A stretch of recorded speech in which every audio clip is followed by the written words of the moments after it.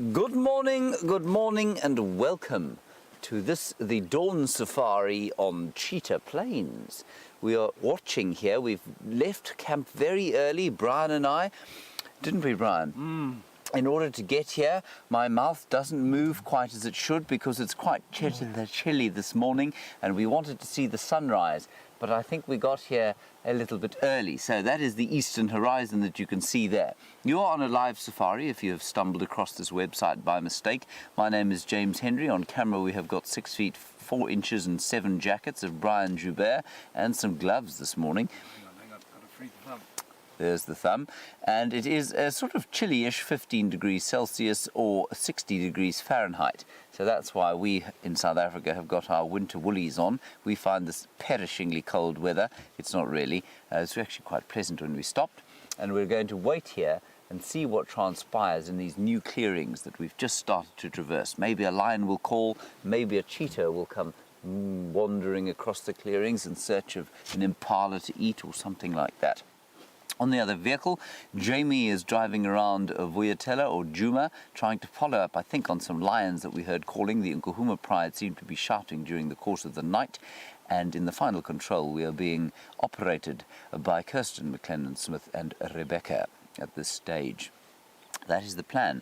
So our plan the rest of our plan for the morning is to just drive around these clearings, have a look and see what we can find, and we will make new plans as they arrive. In the bush out here, of course, we never know exactly what's going to happen. In fact, we never know what's going to happen at all. And so our plans, well made though they might be in the early morning, normally change as things unfold and the dawn breaks. What a magnificent morning this is. You can hear a few doves calling. Not a great swathe of mammal life at the moment. Brian and I think, are the only mammals on the clearing at the moment. Might be the odd dwarf mongoose. There's a delicious smell. We, of course, in these clearings are on a sodic area, and so there are lots of sort of herby type plants that give off delicious spicy scent. It's a bit like a spice market at the moment, a subtle spice market. And I think we're probably still 10 minutes or so before the sun peeps up over the Kruger National Park. So that direction that you're looking in now is almost due north. And north of that, of course, stretches Torchwood and Koro and the rest of the Sabi sands. And then as Brian pans around, you're looking due east now. And due east into the Kruger National Park, which of course is the iconic national park that gives its name to all of these pieces of land that we're in at the moment. They're all called part of the greater Kruger National Park. There are no fences between us and the park. So I'm going to give you 20 seconds now just to listen to the quiet of the dawn.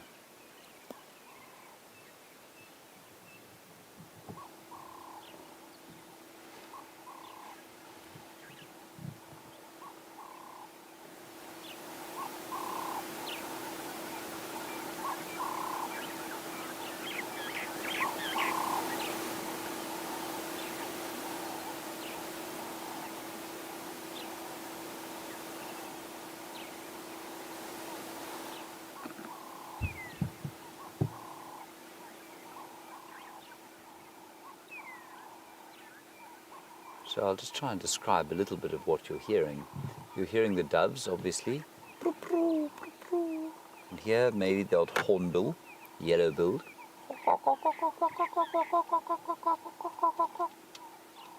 Grey hornbill in the distance.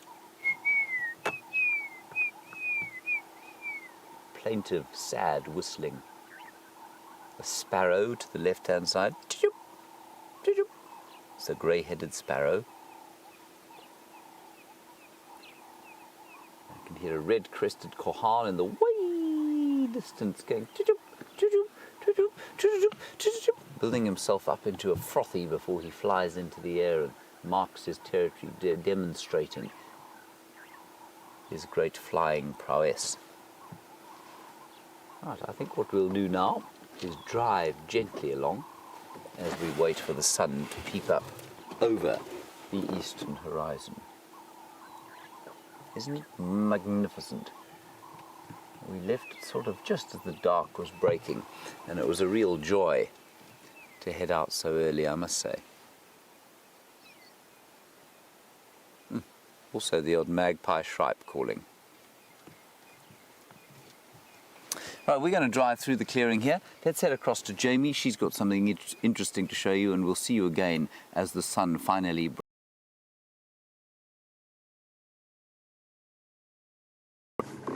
Definitely very interesting, and good morning to those of you joining us for our sunrise safari. Appear to have half the impala population of the greater Kruger area. It's currently sitting on quarantine clearings, enjoying the open space. Most of the impala tend to gather in this particular area overnight just because they've got a little bit more of a view of the world around them. It means that nothing can sneak up. And speaking of sneaking up, I've just spotted some leopard tracks in the road. Sure, I don't know where to begin this morning on Jumat. One of those early mornings that comes with the constant feeling of excitement, wondering and trying to puzzle together what happened during the night. The lions are calling, or they were calling about an hour ago, but just standing under a roof with a fence around me, I couldn't quite hear exactly where it was coming from. The impala don't look too stressed out, although a couple of them at the back are looking off towards the south. I don't think with any great urgency, though. And if these leopard tracks were fresh, the impala would also seem to be a little bit on edge, which I don't think that they are. So, the plan for the morning is just to check around and see if I can't figure out where the tracks are. And I just want to talk to Tax very quickly on the Game Drive channel. Morning Tax, I had audio of Ngala about an hour ago, but I'm not sure exactly where it was coming from. There's also Nkonzo for Madora Ingwe on main access going northwest.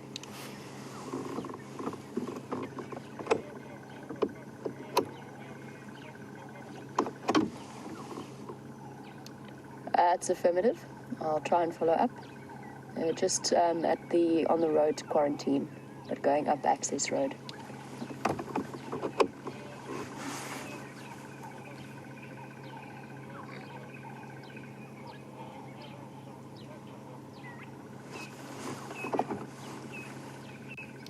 Copy that. I'll keep you updated.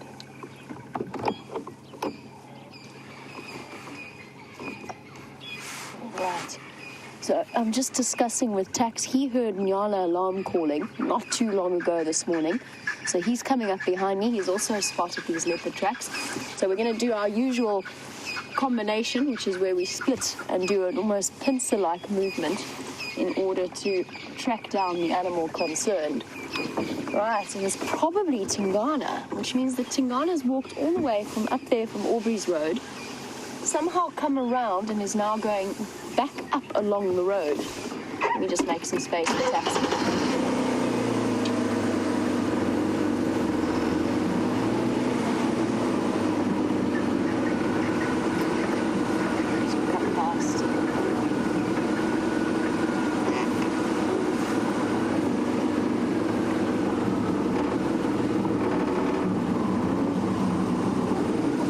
Stop and have a look at the impala properly.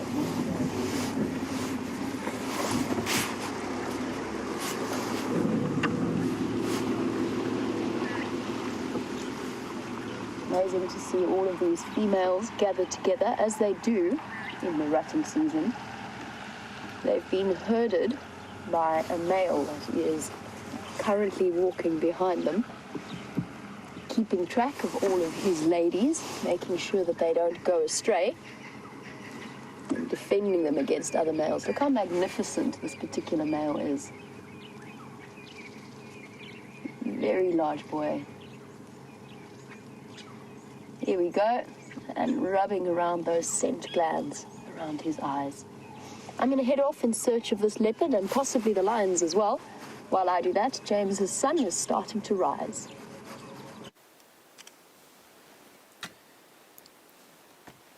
Well, I mean, somewhat more reliable than trying to find a leopard, of course. The sun, we can be almost sure, is going to come up every morning. Well, we hope it will. If it doesn't, we've got a serious problem. Anyway, this morning is no different from many of the others, and here comes the great orb. that is the sun that provides us with all our energy. Slowly it is peeping up, and you can just see how I find this a tremendously exciting time of the morning, when that horizon turns from the inky black and goes through all the colours until it turns this blinding gold magnificence.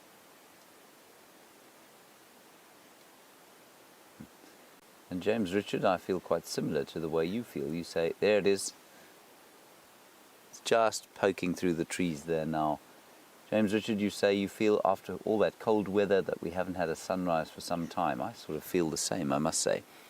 There it comes, the sun rising over Cheetah Plains. Don't know why I decided that I had to see the sunrise over Cheetah Plains this morning, but I'm really glad I did. And with any luck, it will be accompanied by Brian to Cheetah. Cheetah, yes. Yes. That would be nice.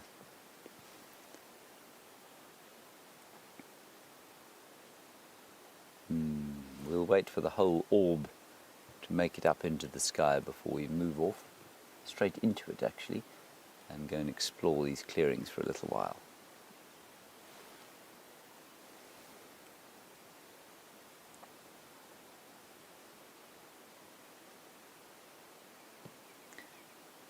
I feel that your enjoyment of the sunrise or sunset should be a kind of an indicator of your psychological state of mind.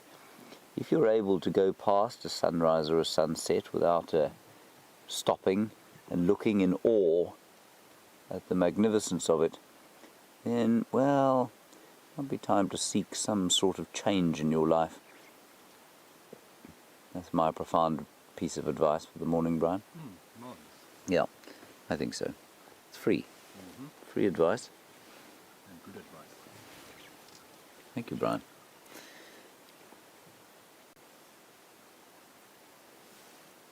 This is just too wonderful for words.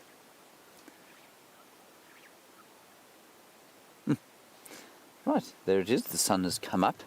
Now, let us ease our way gently east along the clearing. While we'll just give Jamie a bit of time to follow on those leopard tracks. Is it up, Brian? Do you think it is up? Yeah, it looks pretty up. It looks pretty up. So we'll ease into it. To the right-hand side of your screen, you are shortly going to see, well, Mala Mala. And then to the east, or the straight in front of us, is the southern reaches of Cheetah Plains. So that great big clearing into there, into Mala, that's Mala Mala, all around there, that lovely clearing, and you just see it now being washed in this new soft light. It's very stunning indeed.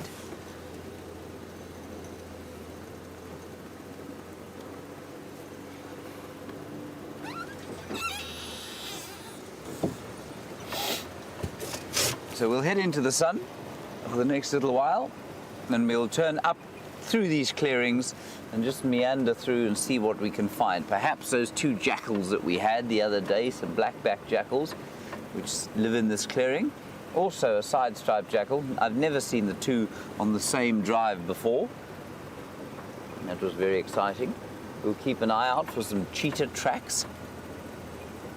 And perhaps the Birmingham boys will make an emergence. This is, of course, a place that they do spend quite a lot of time in, and Brent viewed them here yesterday morning. Brian, that was with you, wasn't it? Yep. Were they shouting, or were they just lying? They were fast asleep. Fast asleep. Funny that. Must have been an unusual experience to see sleeping lions, wasn't it? Black cats. Yeah. It's unbelievable.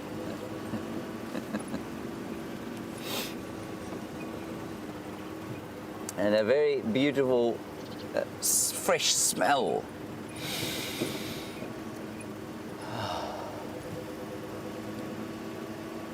Oh, here's a fascinating one.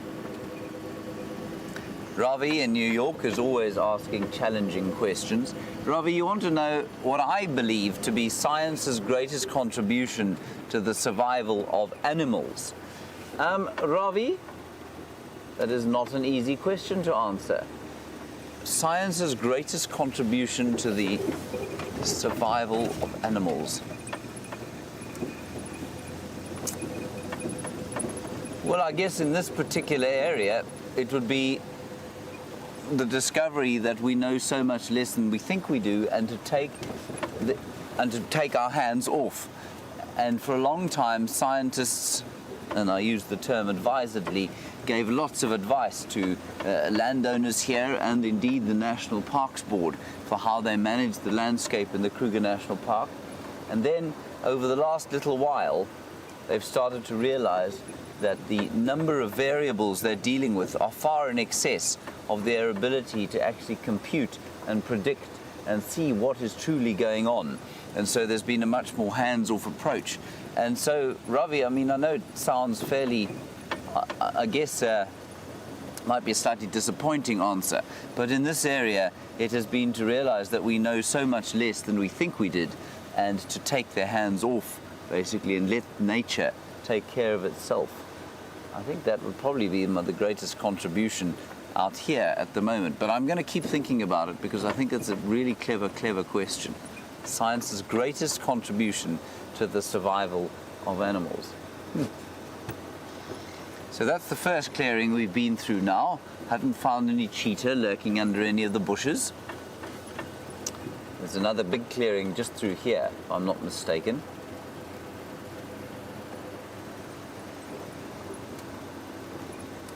And James Bear, you want to know what road I am on at the moment. James Bear, I don't know, I'm going to check. It is called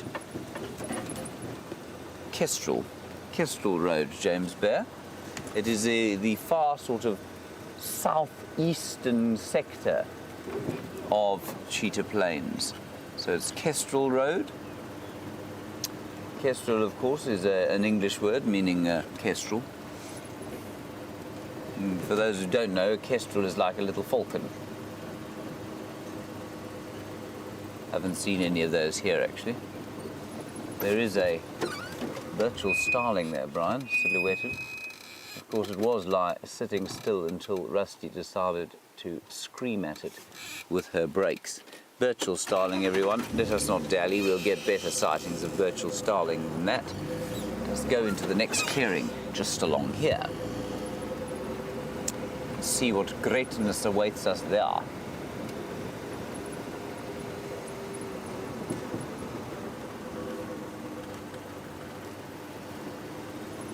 And while we drive through here, obviously the Kruger National Park has a history. And it's a really interesting history, and it's a particularly relevant one now because we are right on the western border of the Kruger. So Cheetah Plains borders the Kruger Park proper. There's no fence between the two. And Thomas, you're asking a little bit about the history here by asking, is there an issue ever between the local people who live on the western fringes of the Sabi Sands and the animals that live within the Greater Kruger National Park? And the answer is yes, sometimes. In this particular region, the Sabi Sands, of course, is a privately owned entity or privately owned group of farms, and so the fences tend to be in pretty good nick, and so the animals struggle to escape, and they don't often try and escape. And so in this particular area, no, on the western fringe is not much of an issue.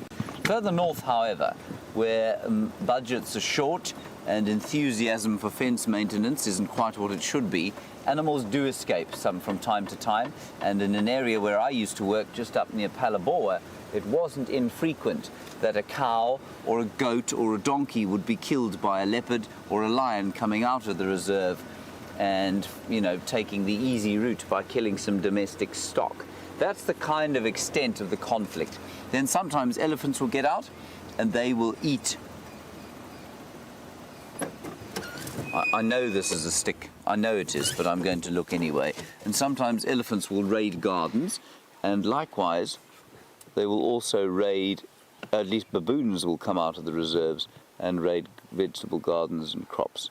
So those are the sort of the main conflicts. It's not a huge big problem in the area, but it is something that has to be monitored carefully, of course.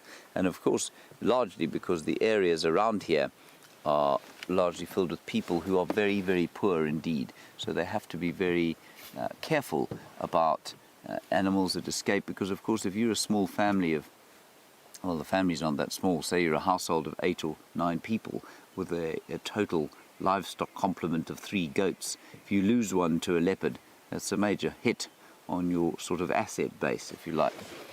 Nice question, Thomas. I really enjoy those sorts of questions. They indicate a deeper understanding of conservation. Thank you for that. That was indeed a stick that Brian showed you, and as Kirsty's just reminded me, Brent found many sticks here yesterday morning. I'm sure we'll get used to the different sticks that there are around here, and we'll stop confusing them for cheetah. But goodness, I would be so excited to see a cheetah knocking across these plains.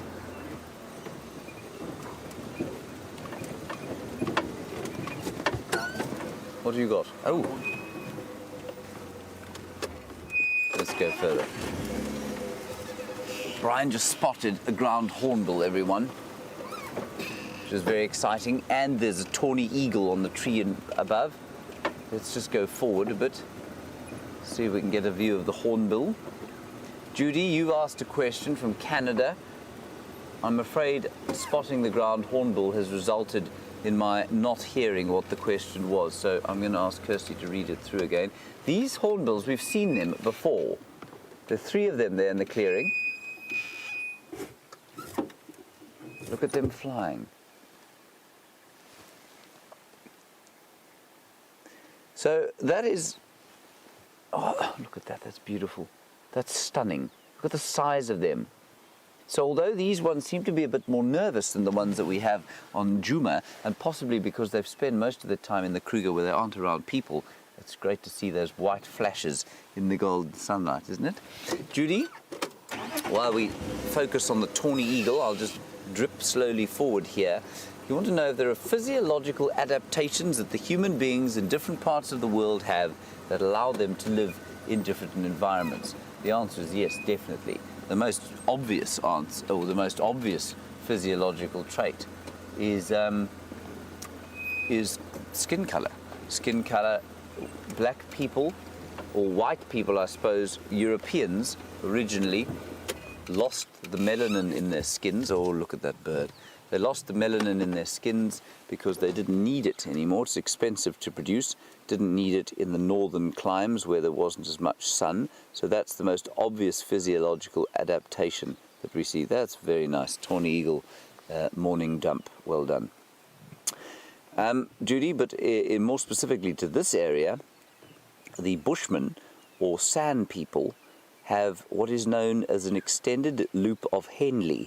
Now, that is going to be meaningless to most people, but the loop of Henle is a loop inside the kidney, and what it does is it removes the water out of the blood. So your blood gets pumped through the loop of Henle, and it's the kind of detoxer, if you like. Now, in a Bushman or San person, that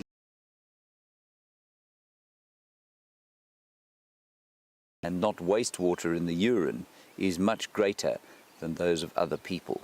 So that's a really nice example of a Southern African human being that has a slightly different physiology to the rest of us. So that tawny eagle is a pale-formed tawny, and interestingly not alone in this tree. There are a whole lot of starlings there, burchels, and there was also what looked like a fork-tailed drongo sitting nearby, monitoring the situation. Now, a fork-tailed drongo, that's the one on the sort of far right-hand side. If you go far bottom and right. There.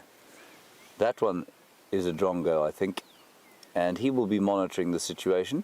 They are not normally tolerant of eagles and other birds of prey around them, and they will sit quite close by, shout at the bird. If it looks like he's going to do anything untoward, they will bomb him. The tawny eagle is something to always take note of if you happen to be looking for cheetah at cheetah plains, simply because they are scavengers largely, and they will try and take meat from carcasses. So it's always a good idea, especially cheetah, not very good at protecting their kills. So it's always a good idea to just have a look around when you see a tawny eagle. fact, the last time I saw Tingana on foot was when a tawny eagle flew out from not too far above where he was eating a little warthog.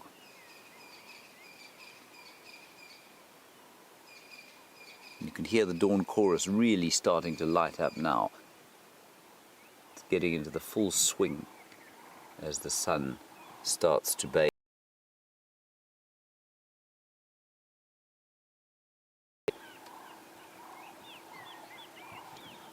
And Anna Marie, I have to agree with you. I mean, this sort of advent of our cheetah plains traversing has, as you say, given a completely different perspective. Even though it's such a small distance away from Vuyatela or Djuma, Brian, what would you say? It's probably it's only about 5 kilometers, hey, along the road. So, I mean, it's pretty close by. But yes, totally different perspective, and I'm sure we'll get used to it over the next little while. I mean, we are going through the phases, the honeymoon period, as it were, where we just can't wait to get here every day, and there's a big fight over who goes in the morning. I mean, Jamie and I had an enormous fight this morning. We're pushing each other around. I locked her in the loo and eventually got into Rusty and drove off so that, I could get here before she could. And so that's what's... I've no doubt over a week or two, over the course of the next week or so, we will not be quite as overwhelmingly excited, but I think that we're going to spend a lot of time. Look.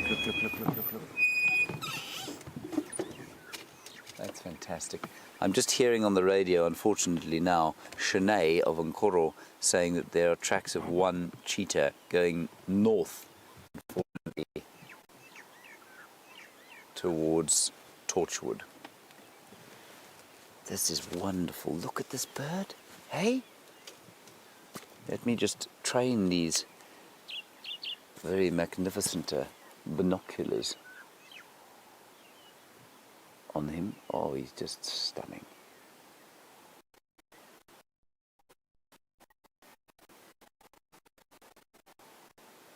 Brian, there's another little bird. If you just ease slowly down to the right. Oh, I think he's there. You can see him. There he is. Now that, everybody, if I'm not very much mistaken, no, it's not. I think it's a standard issue grey-headed sparrow. No, it's not. It's what I thought it was. It was the old yellow-throated sparrow.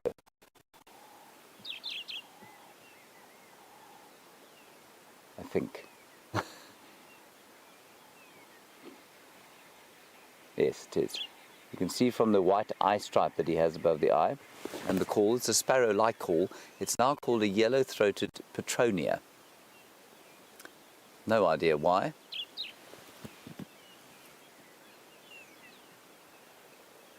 And there are 2 yellow-throated petronias in this dead knobthorn tree. That's quite a nice one. I bet, in fact, for those of you who are keeping bird lists, a yellow-throated petronia is highly unlikely to be on your bird list. You can see them, none of them are vaguely affected or nervous by this tawny eagle, and that is simply because they are much faster than the tawny eagle is. The tawny would certainly eat them if they could. But he is not going to try and catch them there. He's just catching some rays.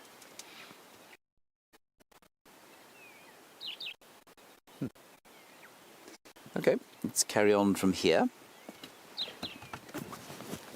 It's getting quite warm. While we do that, let's get an update from Jamie. I will continue to explore the clearings here and we'll keep you posted. I hear that James has been telling you all about our dramatic confrontation this morning with Mr. Henry's usual propensity for ever so slight exaggeration. The conversation actually went, I'd like to go look at the sunrise in Cheetah Plains. Okay, I'll take it this afternoon. That was pretty much how, I mean, the drama slightly exaggerated. Now, these lions have been leading Taxon and myself on a merry dance. Found exactly where they were lying down when I think they called earlier this morning. And they're somewhere in the block off to my right. And all I can smell at the moment is buffalo, which means that that's all the lions can smell as well. That might be what they're after. Now, those of you who've been wishing Taxon a happy birthday, I have passed on that message on the Game Drive channel. I've also told him that I will find him a lion for his birthday. And Mike from Cheetah Plains has said that he will find Taxon a leopard for his birthday. So both of us have now made promises that we are going to have to try and keep. It's the Nkahuma lionesses from yesterday, and they've cut a path straight through towards... They walked off at the old hyena den site on Gallagher Shortcut Road, going east, and they haven't popped up on this little two-track that I'm driving on. Now, this two-track is a monument to road names everywhere. It's the shortcut that runs off Gallagher Shortcut, and thus in the true spirit of inventiveness, it is called the shortcut of Gallagher Shortcut, or Gallagher Shortcut Shortcut. That is what this road is called. There's also another shortcut of Gallagher Shortcut that runs to the Gallagher Pan, and that's called the Gallagher Pan Shortcut. The only thing that's been wandering along Gallagher Shortcut is a combination of buffalo and hyenas all over the show.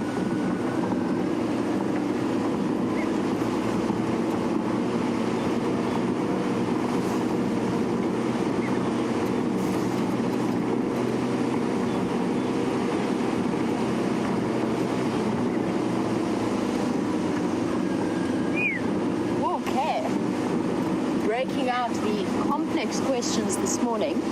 Now, we've been waiting for the results of the takeover from the Birmingham boys in terms of pregnancy for many, many months. The Styx lionesses, so the other pride, not the pride that we're looking for, at least one of them has now given birth, possibly the second. There are rumors that the second has also now had her cubs. But the Nkahumas have not yet. They might be pregnant, but if they are, it's still very early stages. I just want to get hold of Taxon once again.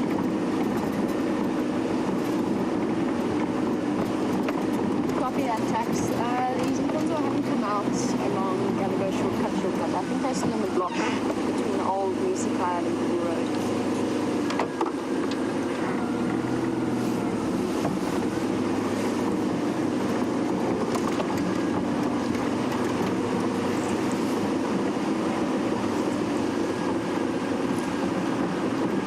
I'll do one more loop and then I'll go for more.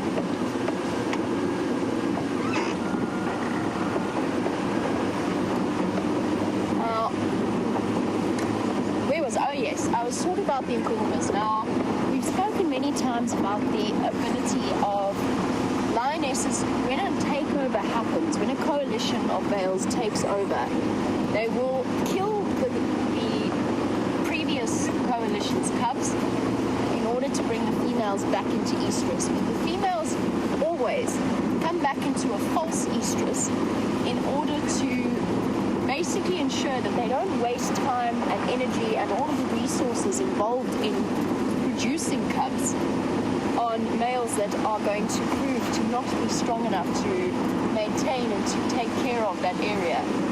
So they don't want to run the risk of the cubs being born and then killed by a new coalition takeover. So essentially they wait a few months for the males to prove themselves. And that's not a conscious decision, it's a biological decision. But James Richards was wondering how physiologically a lioness can differentiate between her cubs being killed in a coalition takeover or her cubs being killed by another predator in order to bring her back into a true estrus. And the answer to that is that they actually don't. As far as I know, if a female's cubs are killed by a predator, they still experience the same false estrus that they would with a male coalition takeover. They are exceptionally nervous at that particular time during a takeover. So you might find that the constant adrenaline might keep them in false estrus until they've relaxed enough to go into a true estrus, whereas with cubs that have been killed by predators, or for example by buffalo, they don't experience that constant high level of fear. That makes sense to me, that an adrenaline level and a sort of a nervousness, physiological signs of fear, so adrenaline, the adrenal glands constantly pumping, might actually keep a lioness from going into a true estrus for a bit longer than it might under different circumstances, if that makes sense. So that would be my suspicion as to how it works. But lionesses, when they do lose cubs, do not go into a true estrus straight away, regardless of whether those cubs have been lost through the attentions of males or if they have been lost due to predation or the actions of buffalo or something similar. The same goes for leopards. Leopards don't demonstrate the same false estrus pattern because a leopard territorial takeover is slightly different to that of a lion.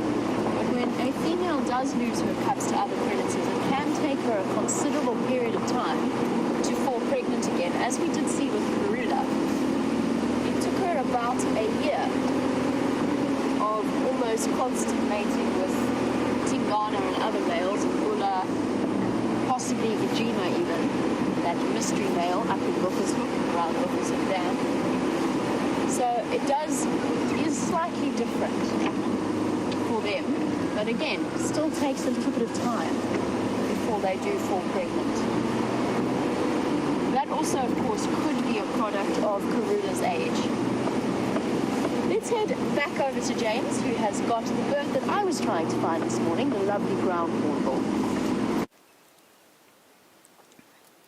So there's a really nice view of the ground hornbill walking into the Kruger National Park. So you're looking now in a sort of southeasterly direction, and he's walking due east into the Kruger. Isn't that lovely? There are 3 of them in this little flock, and of course they're a highly endangered species. And a little flock like this would consist of 1 youngster probably, and a breeding pair with any luck.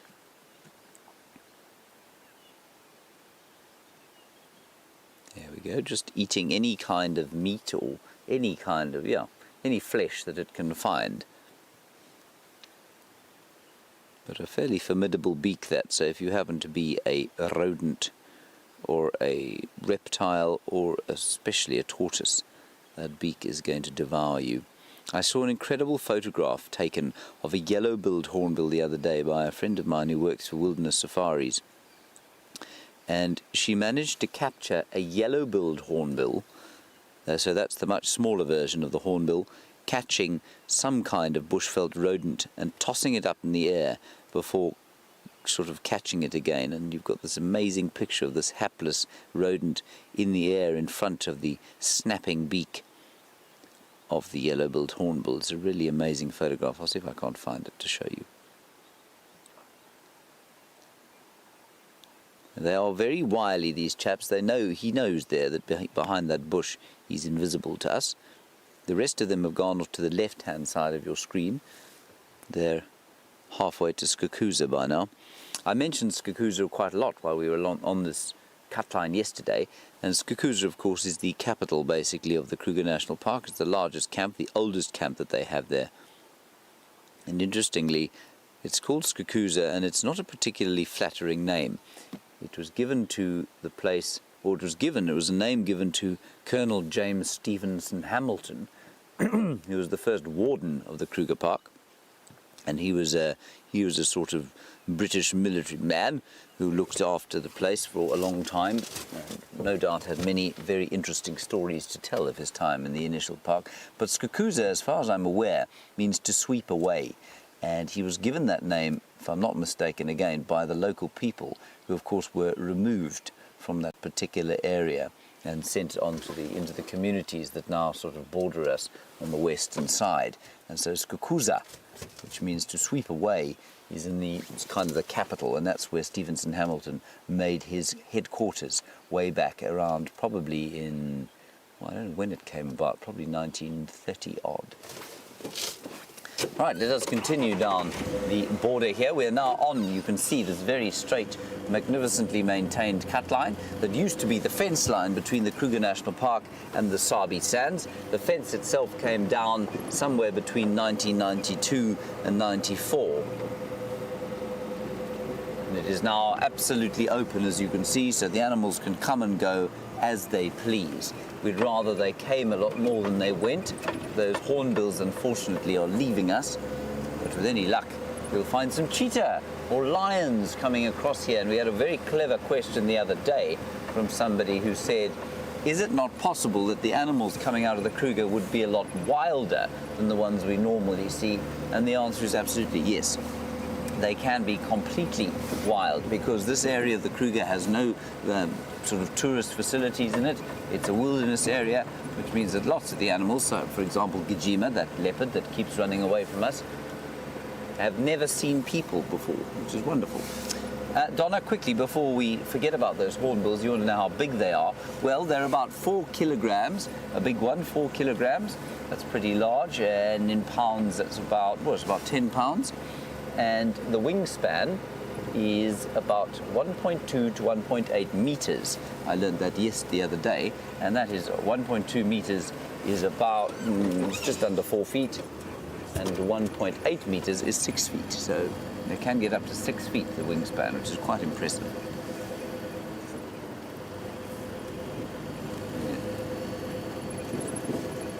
The yellow-billed hornbill, much smaller, of course. The yellow-billed hornbill about that big, which is about, I suppose, a foot long.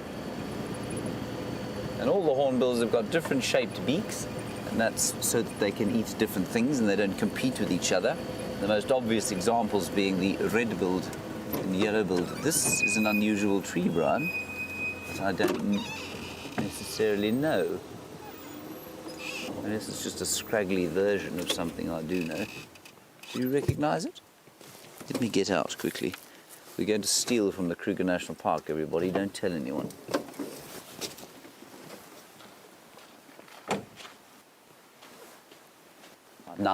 I'm now entering the Kruger Park.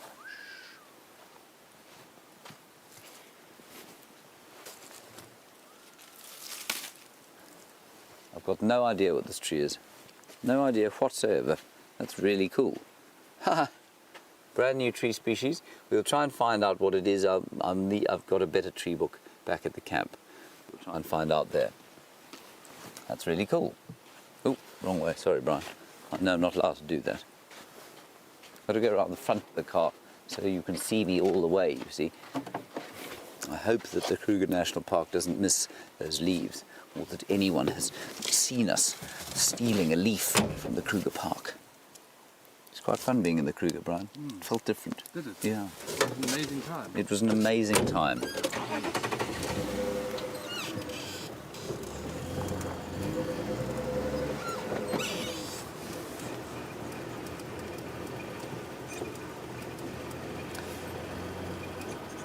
And we had a chat with Thomas about the different, or the animals, human conflict that does occur sometimes outside the fences. And Joanne, you want to know if a family loses its goat or its donkey or its cow, will they be compensated? Yes, there is an elaborate compensation scheme that goes on with the Kruger. They have to go and investigate it, of course, because if you have a whole group of very poor people, it's a really impressive hole in that termite mound there. Can you see it there, Brian? That is a particularly impressive hole. That would have been excavated by an aardvark. I've no doubt that endless other animals have been in there, and probably most recently a warthog or two. Cool. There, the grass. That feathered chloris roxburgiana, just glistening in the early morning light. So Joanne, yes, compensation does occur, but like I say, when you live in a poverty-stricken community where there is a 60% unemployment rate, the chances are, or any opportunity you can get to get a few shekels to go and buy a bit of food and that sort of thing, you're absolutely going to take. So there is a quite elaborate investigation that has to take place. So you've got to be able to prove, and the Kruger Park will do that. They'll go and look themselves. Just, you know, you can't sort of find a goat that was eaten by some local dogs and then blame the Kruger National Park, or you can't eat your cow yourself and then say, well, it was eaten by lions, I need some cash. So there is an elaborate sort of investigation that does take place, and the offending animal will be tracked.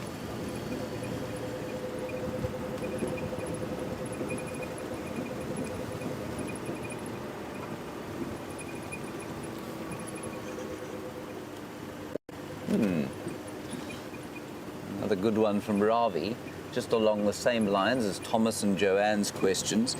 Ravi, you want to know, do I think that a predator that specialized in eating goats and other livestock would be nutritionally disadvantaged because its prey is not necessarily eating optimally? I think it would depend very much on the livestock, you know. Ravi, I think if it was grain-fed and not grass-fed, then absolutely, I think there would result in nutritional deficiencies, as it does in human beings.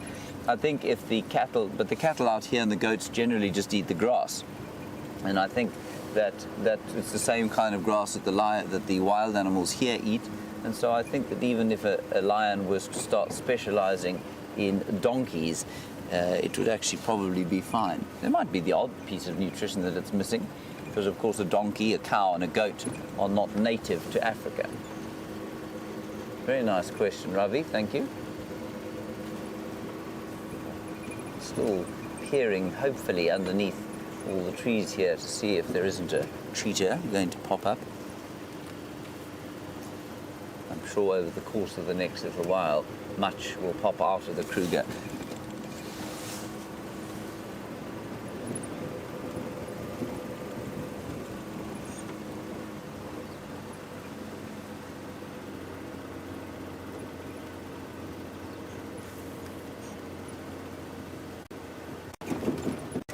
A really nice, another one along the same lines as Joanne and Thomas and now Ravi. Heidi, you're in Arizona. It's getting quite difficult to remember all those names in a row. Thomas, Joanne, Heidi and Ravi. You want to know, we must be very careful here, Brian. That will result in arrest. We must turn west here.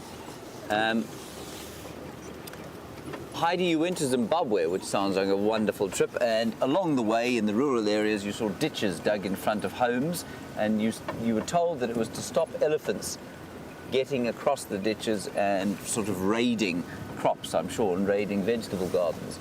And you want to know if it's true or not that elephants will not want to cross ditches. I think that an elephant will cross just about anything if it's desperate enough, but yes, you can stop an elephant moving, often with rocks.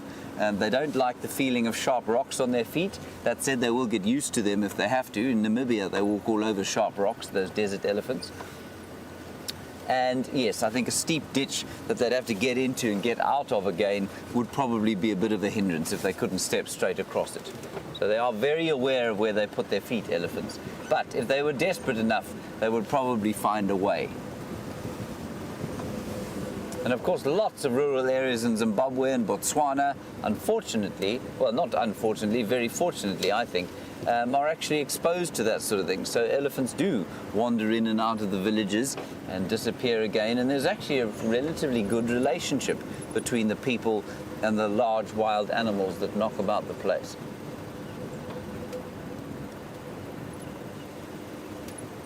Just listening to the radio, trying to get an update there.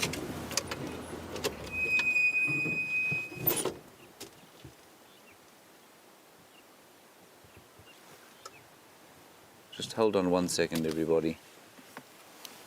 Sinead, do you copy Sinead? You see, I don't know that we're going to be able to hear her. Sinead, what is the position of that sighting?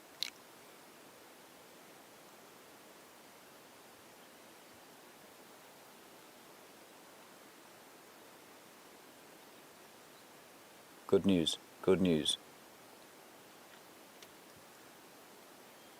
Okay, copy, thanks. I'm going to make my way up there to the boundary. If you could just keep me posted if they come south. Right, cheetah heading south towards the open area to the north of us there. They are still on coral, but they are moving south. Let's go. Hooray. Brian, we're in luck. Hooray. Let's go across to Jamie because I don't exactly know where I am, so I need to try and find out.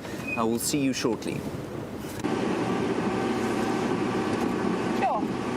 So the lion tracking expedition turned into something very different, and we are leaving the area for now. The lions were found.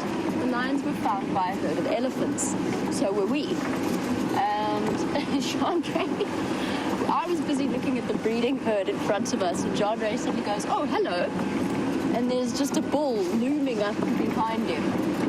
Very cross bull. Obviously the scent of the lions had upset him a little bit. So my hand is very red and quite sore because when you slap the side of the door repeatedly and shout when on a cold morning, that's sudden increase in blood flow to the hand, certainly. How's your hand feeling, Chandra? Okay. Yeah. So we had a little bit of a confrontation over a plot.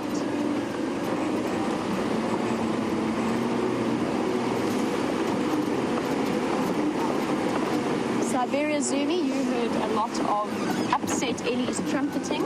Yes, that was them. It's actually to the northwest of the Juma Dam camera. And it started initially with a lovely relaxed breeding herd. They were perfectly calm. I don't know why the bull decided to take such umbrage to us in particular. I hadn't cut off his face. I hadn't done anything. He just decided that actually he was quite in the mood to show off how big and strong he was. Important, of course, to remember that for elephants, yes, they are big and they are strong. And it's nice to try and treat them with a little bit of respect. But unfortunately, he actually put me in a position where I had to shout at him, and Jean-Dre did in the end as well, just to get him to move off. There was no real aggression to him. What he was doing was actually, he was trying his luck, essentially. He was just trying to accelerate on Jigger. He was just trying to let us know that he was bigger and stronger. So a couple of shoutings out later, he did back off. He did at one point when I tried to move away from him, which is where it becomes tricky when an elephant approaches from behind you. Because I had to move off forward, as soon as I started to pull off, he thought, "Oh yay, I'm winning," and decided to come running back. So I actually had to accelerate backwards towards him a little bit, just to jerk him out of that state of mind. But what that does mean, from the trumpeting from the breeding herd, this was all happening at the same time. He was trying to teach us a lesson. The breeding herd actually stumbled upon those lions.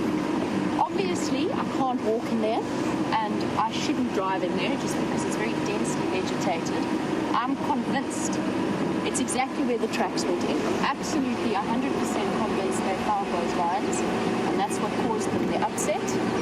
But now we've got a breeding herd of upset elephants, plus a bull who's a little bit angry, all around the lions. They're probably going to chase the lions out. So we'll come back this way, but for now, sense dictates that we move off and we find other things and we come back to the lions. Oh, back over to cheetah. Now that is just wonderful, everybody. They're obviously not cheetah, those, but they are two side-striped jackals. And they have a little pair, and unfortunately they're running off into the bushes. But we were driving along here quite quickly, trying to get to where we are hoping the cheetah are going to cross the coral boundary, which is just to the north of where we are now. And look how all these clearings have resulted in jackals coming out, and this is the second lot of jackal we've seen in this area. And just two trips. Wonderful. That's the side-striped. The ones we saw crossing into Mala Mala the other day were black-backed.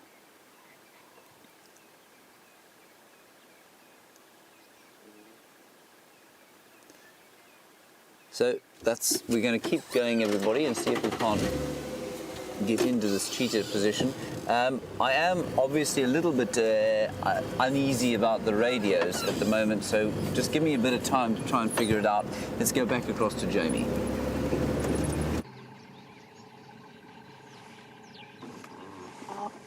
Just look at this beautiful grey heron, mirrored perfectly in the Juma Dam pan. And the grey heron is a bird that you will find all over the world. You'll find them in Europe as well. And it always makes me think of the animals of Farthing Wood whenever I see one of them. And just to let you know, an update on those of you who are deeply concerned about the injuries that Wendy suffered yesterday. It's one of the reasons why my voice is coming across a little bit soft. So we're back on Jigger, but we haven't yet transferred the microphone receivers onto Jigger itself, because we're going to try, Connor and myself are going to try and fix Wendy this afternoon. Brent is rushing into town to get the new part. And so we will try and have it fixed and up and running. If we don't, then we shall transfer the microphone setup from Wendy onto Jigger. But at the moment, that's why I'm sounding a little bit more muffled than James is. Just because we're using two rifle, is that right? Rifle mics? One rifle. One rifle mic. Chandra not sold on my camera terminology. Either way, I'm not wearing a lapel mic. So that's why I sound a little bit more muffled than James does. Wendy's injury is fairly serious. Totally snapped clutch cable at the worst possible place. It's snapped in a place where I can't even catch it. There's also a slight exaggeration, but also half of my finger is currently on the undercarriage of Wendy. Slight exaggeration, just a minor exaggeration. This heron currently attempting to make the most of frogs, various fish species. There's not going to be that many fish in the Juma Dam. There might be the odd catfish that has survived, although I have to be honest, I haven't seen any movement in there in days. And catfish, of course, going for something there. Catfish, of course, capable of hiding in the mud once the dam dries up, wrapping themselves in a mucus layer with air breathing pockets. And they're capable of living for up to a year in that kind of situation. So when water does fill up a dam, you get them coming back out again. This heron is absolutely stunning. It's fascinating to watch the different hunting techniques of the various water birds. Hold that thought. Mike just is trying to get hold of me. Go ahead, Mike.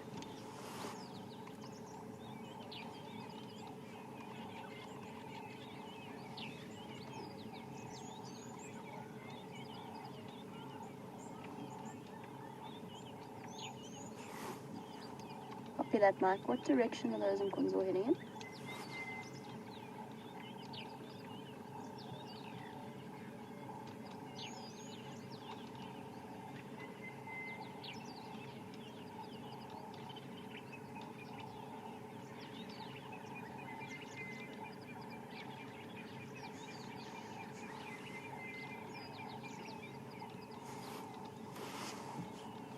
Copy that. We've got two sets of Nkonzo form and order in where one is Tingana coming from Aubrey's Road. I think those are the tracks that you've got from last night. And then there's another set going west past the lodge, along Vuetela main access. And I'm not sure if he hasn't done a big loop. The ones going along Vuetela main access are very fresh.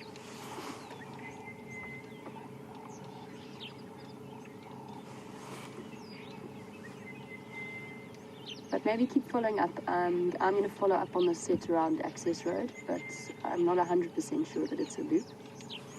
Look at those beautiful black streamers. These jerky body movements. What I was going to say... Copy, thanks, Mike. What I was going to say was that the different hunting techniques of the herons, most of them reliant on speed and their reflexes, sharp, powerful bill of theirs. But there's different types of techniques for different herons. Some herons, for example, shade the water with their wings in order to make... Look at those feet. It's fascinating to watch. Some herons will shade the water so that they can see clearly. And there's even a heron known as a green-backed heron, much smaller than this grey heron, that actively fishes for its meals. What I mean by that is it will take a dead leaf or something and gently stir it on the top of the surface of the water in a way that's meant to trick fish into thinking that there's an insect there. See how widespread the toes of that heron are, helping to distribute its weight in the soft mud. Look at the way it flexes out and stretches out its feet before it steps.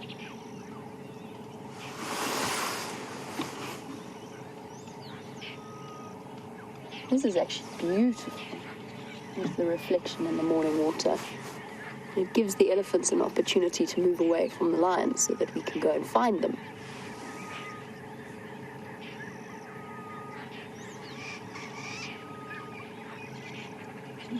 Herons have fantastic eyesight. I don't know how many of you have ever tried seeing beneath the surface of muddy water like this, but we certainly are not as good as the herons are. Now, those of you who are fishermen will know how well polarized lenses or sunglasses will work.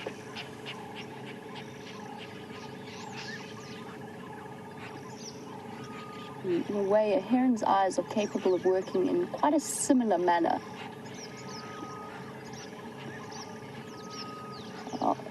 Donnie, you were wondering if it is raining just because you can see... Oh, what did we get there? You got something. You were just looking at all of the ripples in the water, and the answer is it's definitely not raining. That is various insect species, might even be some tadpoles, could be the larvae of mosquitoes. The odd terrapin head is also making a brief appearance. And all the while, the gentle whistles of the grey-headed bush shrike.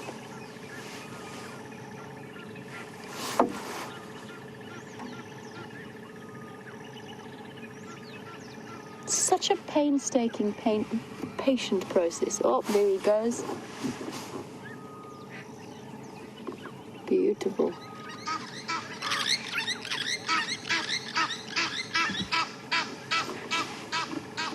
Lovely. He's decided to try the Juma Pan rather than the Juma Dam.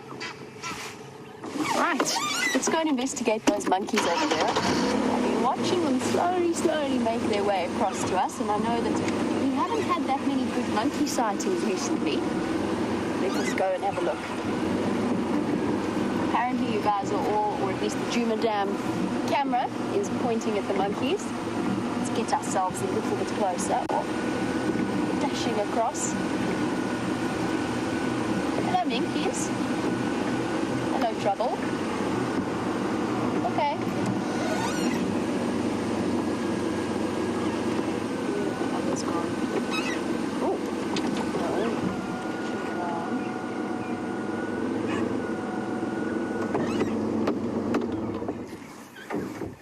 One's just ducked up into the tambuti tree.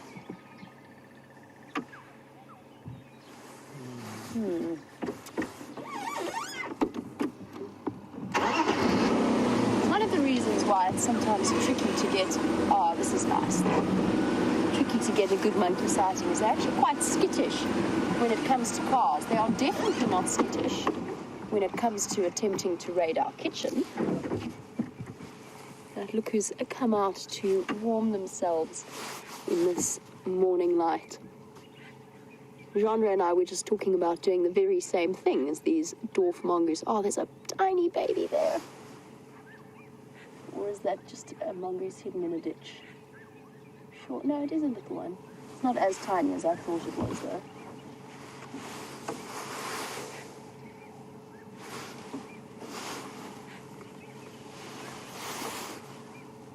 Look at them all. 1, 2, 3, 4, 5, 6, 7, 8, 9, 10, 11, 12...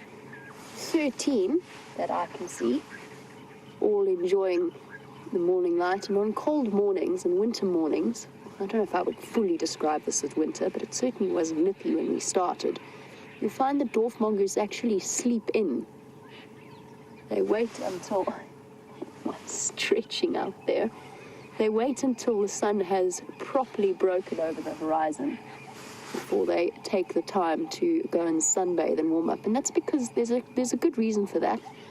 Their termite mounds or burrows tend to be quite warm and cozy, but they are very tiny animals.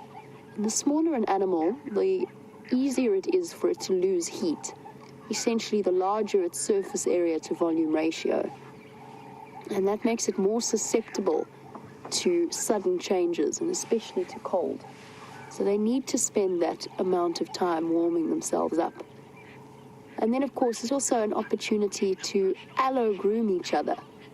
So to pick away at the parasites, the mites, the fleas, any ticks they might have picked up. And that, in turn, reinforces their strong social bonds. And they need those strong social bonds because, much like wild dogs, dwarf mongoose have a relatively altruistic lifestyle. Any animal or any mongoose that is not one of the alpha pair, so not an alpha female or an alpha male, will probably dedicate a great deal of its life to raising babies that are not their own. Only the alpha pair breeds. Stretching out. Proper sunbed moment there. Just imagine how pleasant that feels. Everybody having a good scratch and a groom. But yes, it does take some relatively solid social bonds to get animals to invest in raising offspring that are not their own. And sometimes a beta female, submissive or a lower ranking female might breed. Very often she will attempt, if there's any kind of conflict with another dwarf mongoose clan, and the same applies to banded mongoose actually, the other social type of mongoose. They're quite territorial and can be quite viciously so.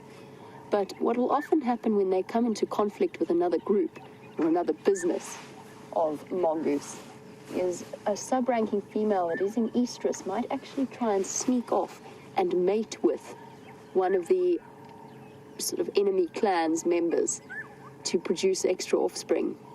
Very often those offspring do not survive because they do not have almost the approval of the alpha female. Very often she kills them, and if she doesn't kill them, she makes sure that they receive substandard care. Very, very similar to the approach of the wild dog packs. Wild dog packs also, it has happened, but it is unusual that the pups of a beta female will survive. Interesting, comparing the smallest predator to the most efficient predator.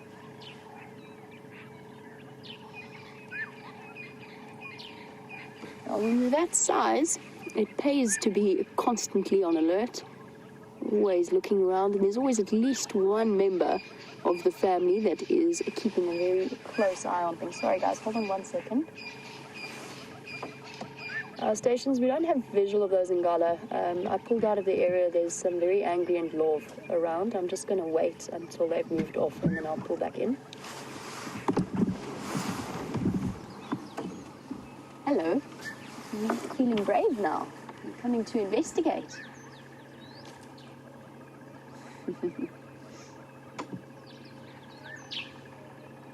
I love watching the way that monkeys move.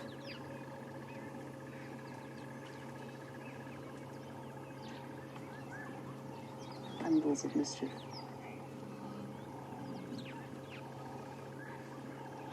I'm going to do another circuit, wait for those elephants to move off while I do that. James's trip to Cheetah Plains is living up to its name.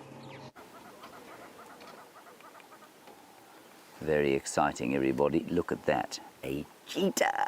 Can you believe it? So exciting. I can't believe we've managed to get in here to see these things. They're still on Nkoro as we speak. But they don't know that we're looking at them there, so we're allowed to look at them there, and it is just wonderful to have them in view. There are 2 cheetah here, and they're coming this way onto Cheetah Plains, which of course is where they should be, given that it's called Cheetah Plains. I'm just quickly going to find out. No, I'm not. I'm just going to let things play out here. This is a wonderful, wonderful sighting. Golden male cheetahs, the same ones that we saw, I think, on Juma, that little while back on Cheetah Plains, at least on Cheetah Cutline. And here they are coming on to Cheetah Plains. And this, of course, was one of the great expectations and hopes for our traversing here. Sorry, if my voice suddenly stops speaking, it's because there's a huge amount of there's a huge amount of radio traffic going on in my ear. Peter, confirm that the stations on standby are allowed to come onto this area. Okay, copy that. Right, copy that. How many stations on standby? Mother radio, I can hear you and Sinead, but otherwise everyone else I can't hear.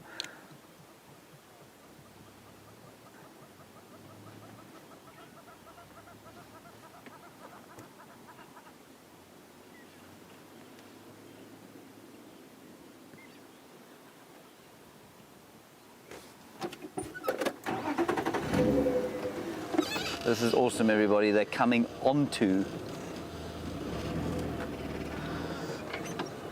This is so awesome.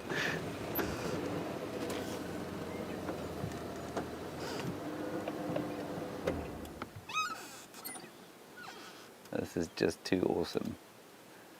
So it looks like, everybody, that we should be able to maintain a bit of time in this sighting, because not everybody can come to Cheetah Plains, which is the best news in the world. Okay,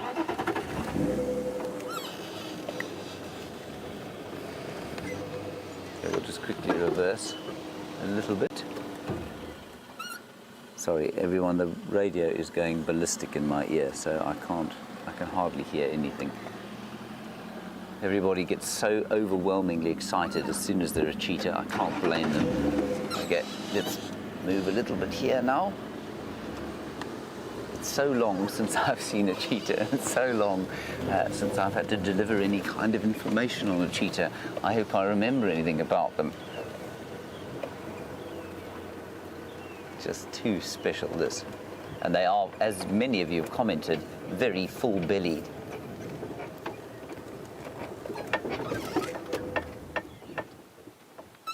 Look at these fat bellies. Everyone, we may have to pull out of the sighting. I'm just going to find out what's going on.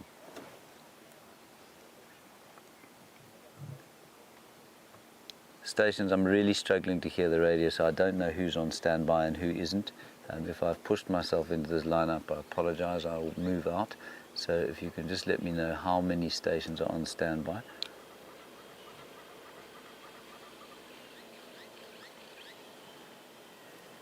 Copy. When the third station arrives here, I will pull out.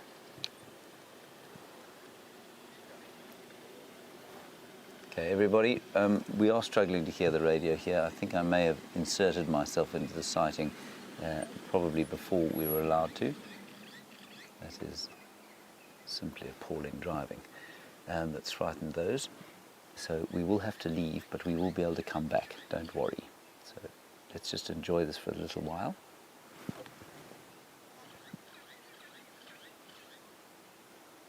Some impala shouting. Yeah, they've spotted these cheetah.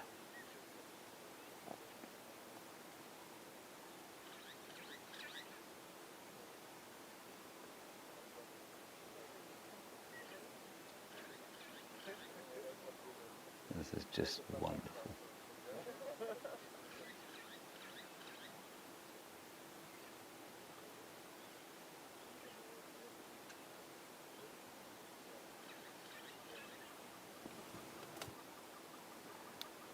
Peter or Sinead come in. Sorry, everybody, I've just got to try and figure out what's going on the radio here. You don't want to create a political stink in the first day that you have a decent sighting here. You know, I think our radios are not speaking exactly to everybody else's.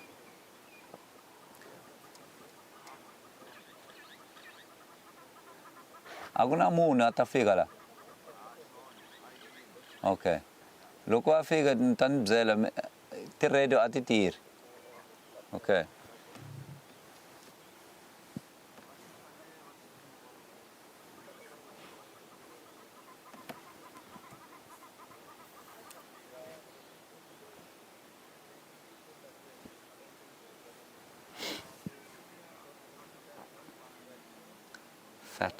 Fat bullies, bellies at least.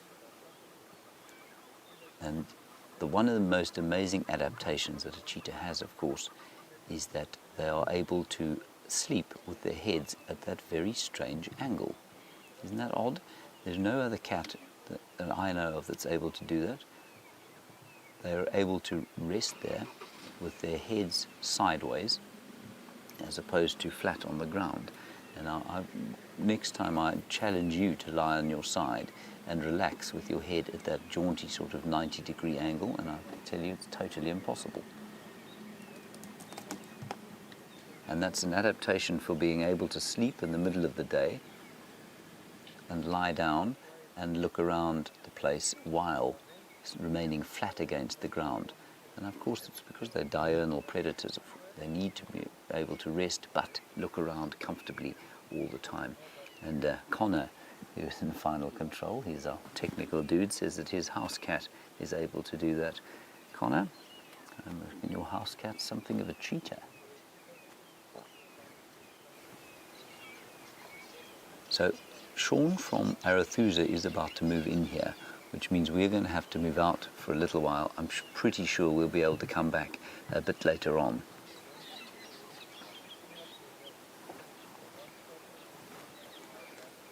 Interesting question. Now, of course, my cheetah knowledge is somewhere filed in the very far distance. Jeffrey, you want to know if they would fight over mating opportunities? If there was a female around, would they fight over her? Jeffrey, no, I don't think they would. They're normally brothers. I think they function very much in the same way that lions do, where that if, I'm not sure that there's a dominant one, but certainly if one starts to mate with a female, I think the other one just kind of steps aside. Sean, I do copy. Please make your way straight in here. I didn't hear you calling yourself in. I will move out as soon as you arrive. Copy. As soon as you're in call, I'll move out. So we are going to have to move out, everybody, but we will be able to come back.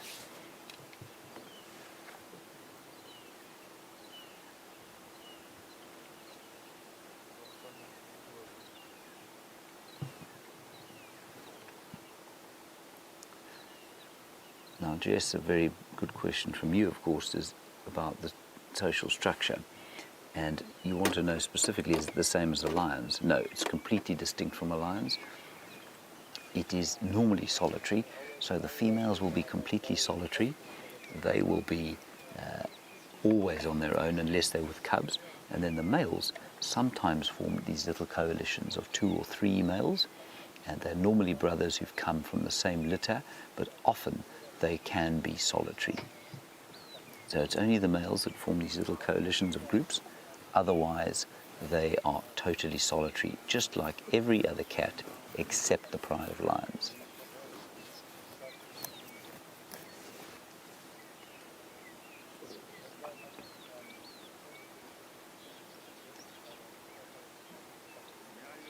Oh, this is just too lovely.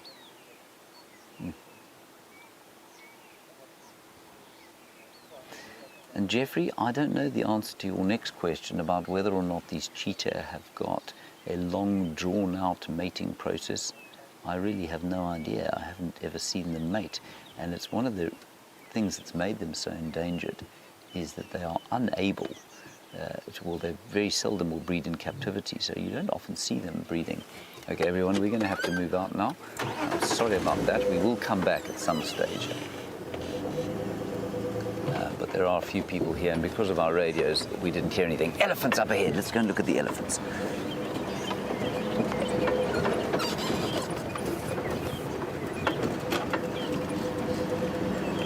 Stations, I would like to be on standby for that cheetah sighting, please. But there's absolutely no rush, obviously. Wasn't that amazing? There's some elephants just up ahead here. So I haven't seen them, Jeff. I haven't seen them mate. I don't know. I mean, I'm assuming it's probably relatively similar, but probably not quite like the leopards and the lions, which, I mean, that's just an astonishing thing. And we watched Tingana and Tundi the other day, male leopard and female leopard mating. I mean, an exhausting process. I mean, they must have mated over 100 times in the 5 days that they were mating, well over 100 times. And then we watched 2 days later a giraffe trying to mate, and that was the most painfully long, drawn out process. I mean, you can't believe that they have ever produced baby giraffe, given how ridiculous the courtship and the actual mating, which we didn't actually see consummated. They went on for hours before they managed to actually achieve anything. So here are some elephants drinking a cheetah plains pan appropriately. This is just wonderful. The morning has turned out magnificently indeed.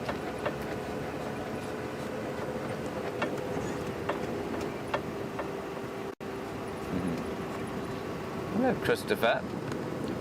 An interesting one from you about elephants and the noises they make. And do they trumpet when they're happy or only when they're angry? I think it's largely not so much distress, but it's certainly they're communicating slight displeasure with each other. I think when they're playing, yes, they do sometimes shout and make a noise. But I think you'll find that if they're particularly happy, it's more likely that they're making infrasonic rumbles than they would be sort of loud trumpets. But in the same way that a small child will scream when it's happy and when it's having a good time. My nephew William does it quite a lot. I think it's very similar for a very small elephant. If they're very happy, they too will make a loud screaming sound.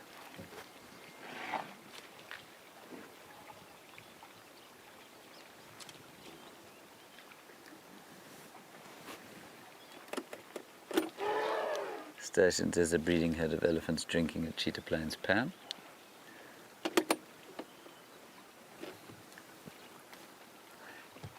And appropriately, of course, we're sitting at some water, and so we have a question from Aqua. Aqua, this pan, as you have correctly guessed, is pumped, yes. There's a whole network of piping that goes under the ground here at Cheetah Plains. Oh, there's a sandpiper. Whole network of piping, and there's water pumped to the 3 in the row pan, there's water pumped to this pan, and I think the other one, I'm not sure, there's a one called Juma Dam at the other end of the reserve, which is a dam more than a pan. In other words, it's got a great big wall around it.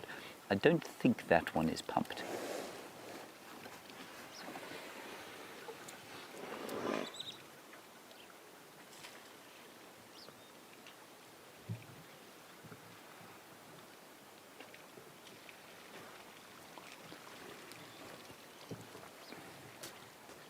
And elephants so often give you a sense of ultimate peace.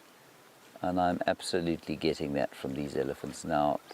As the heat starts to build, and what was a chilly morning, I'm really starting to feel a sense of peace from these elephants. Sacrosanct, you say that we have been spoiled today. Yes, we have. An awesome sunrise, 2 golden cheetah in the morning light, and now this herd of elephants drinking, their reflections providing an extra element of marvellousness to the sighting.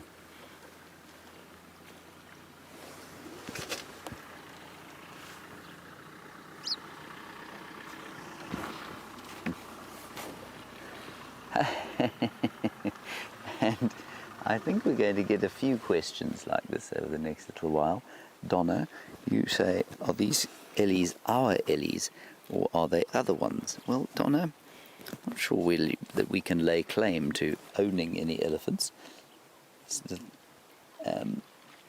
But these you'll find, Donna, will definitely spend a bit of time on Juma. They will come across. Do I recognize them, I suppose, is the better question for me to answer. I don't recognize them, Donna, but I suspect quite strongly that we may well have seen them on Djuma. Remember, elephants will move very widely.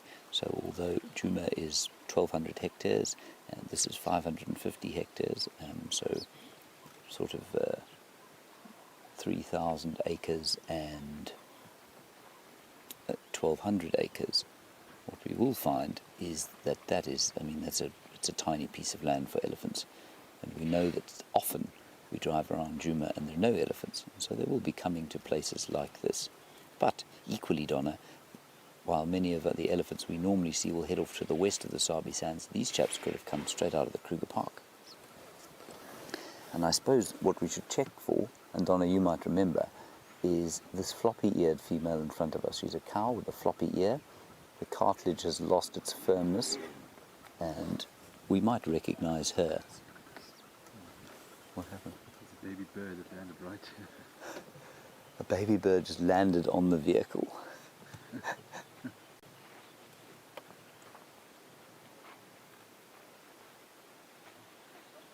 And there's a one-tusked elephant. So this is interesting. So Donna, let's just keep an eye out here. There's a floppy-eared female and a one-tusked cow. And so that's a good way to recognize this herd. And let's see if they do in fact go as far west as Djuma. And Marjorie, you say you've read that elephants like to swim, and why don't we ever see them swimming?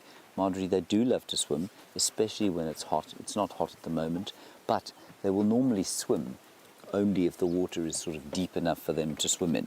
So much of this water is too shallow, and I suspect were it to be very hot and there would be lots of water in Buffelshoek Dam, for example, we could see them swimming there. They will definitely climb into this dam pan at some stage and spray water on themselves. Look, there's a little bird. This is amazing.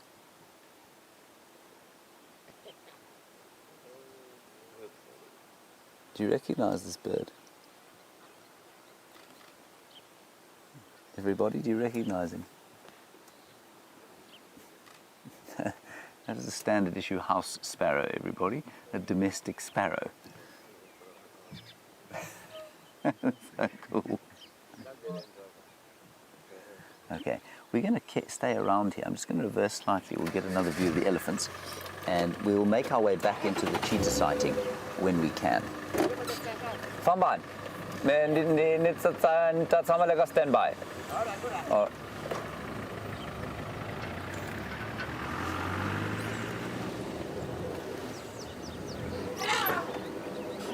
So let's just move around here. This little one is getting very cross.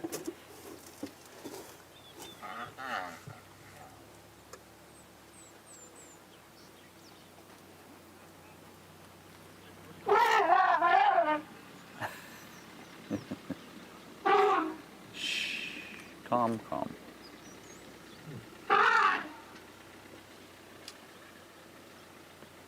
I'm afraid I really struggle to take an elephant seriously when it's got its tail stuck up like that and its ears pressed out. Now, of course, that's only a function of the fact that that is a young elephant, probably about 15 years old, just testing himself, seeing how terrifying he really is, and he's now embarrassed because he's standing behind a tree. We haven't run away in terror. And the older cow is now just sort of saying to him, buddy, that's embarrassing. You need to press on. Come on. And you can see how much bigger she is, even though he looked quite impressive. Nothing like the size of that big adult cow. They're talking to each other, definitely. Now, an elephant, of course, if you look around here, you can see the tree they're standing next to is broken. And there are many trees around here that have been broken, mostly, I think, during the course of the drought, that really did threaten to make it very unpleasant here. And Ravi, you've asked what would happen to the ecology of the area were an elephant to move out. Well, you can see from the effect that they have on the vegetation here that they are what we call a keystone species. Were they to disappear from an area, the ecosystem, while maybe not collapsing, would certainly change profoundly. And the absence of elephants in this particular area would result in a thickening, I think, of the bush, and that in turn would result in a reduction of cleared areas or clearings and that would in turn would result in a reduction of grazing species. So animals like wildebeest, zebra, impala would reduce, and animals like kudu, I suppose, and nyala would probably do a little bit better. So Ravi, that in broad strokes is what would happen. I think you'd have a vast reduction also in species diversity. I think the combretum or red bush willow trees would take over in the absence of elephants.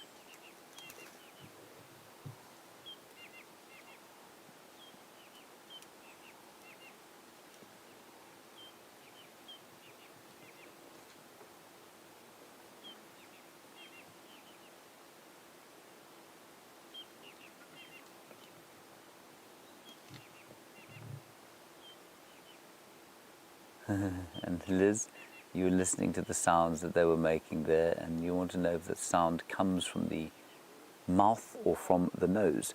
They can make sounds out of their mouths, but they make a screaming sound out of the mouth. So that trumpeting that young bull was making, coming straight out of his nose, so out of his trunk. So the other noise they make, of course, is those low rumbling grumbles. That too comes out of the mouth. Sounds like it's coming out of the stomach, but it does come out of the mouth, out of the larynx.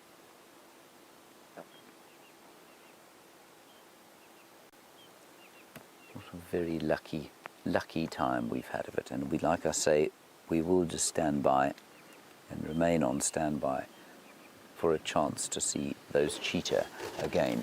They are still not too far from here. Here comes this slightly delinquent young bull.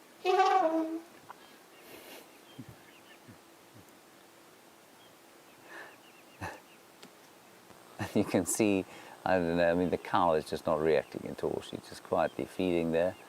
And you can almost see her looking at him with slight disdain, saying, "Oh, God, not again. Go on. Go and eat your breakfast."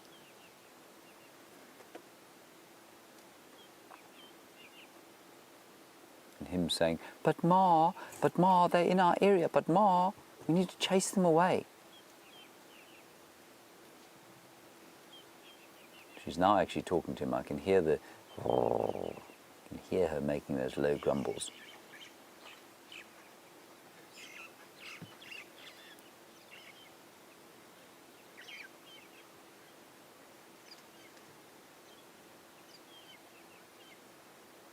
Isn't he great? He's now embarrassed again, so he's feeling around on the floor because we haven't run away.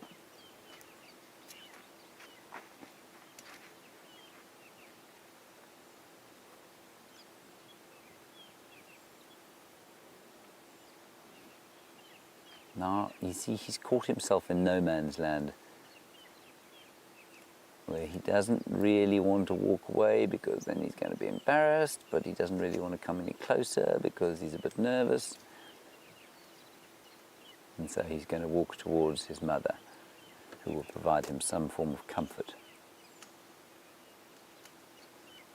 "It's okay, my dear," she'll say. "One day you too will be an enormous bull, and the next time you chase them like that, they'll all run away." Of course, when they get to the size that they're very large, they kind of lose interest in chasing vehicles, and they focus more on trying to mate and find enough to feed their 6 tons of bulk. And again, just like human beings, the sort of rambunctious nature of the young man is tempered by age, and it's exactly the same with elephants. So many of the elephant's behaviors and social nuances can be paralleled, I find, with human being social structure.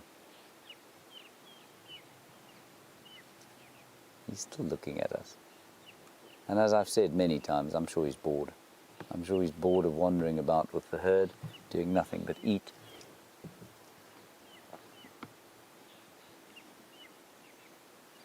Anyway, we can't go back to the cheetahs just yet, so we're just going to stay here.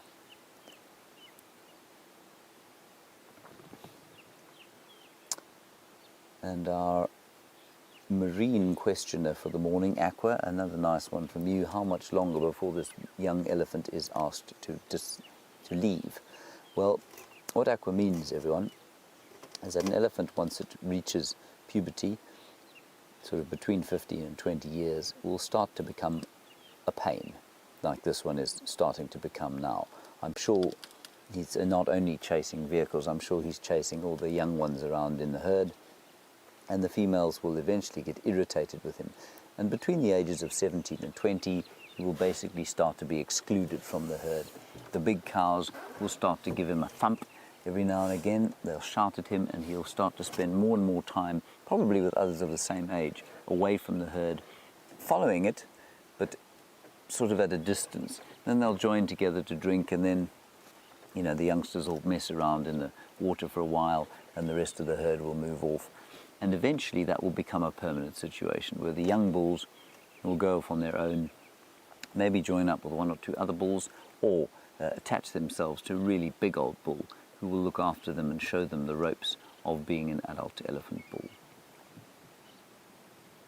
And they're still talking to each other.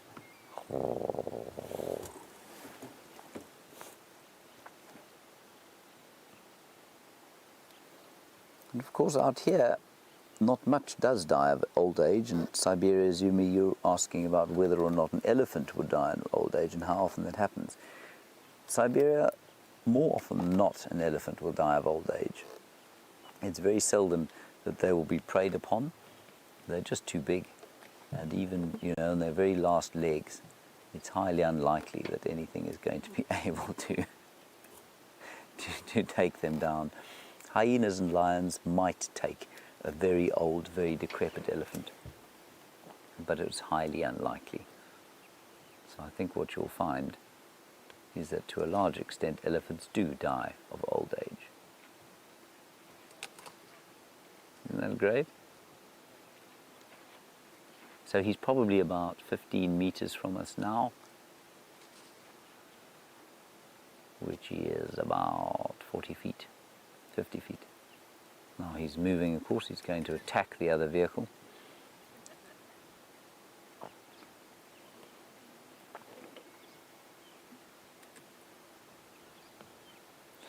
Ellen, a very nice thought from you, of course. Brian does sit out or stick out from the back of the vehicle because he's standing with a big camera and he's 6'4".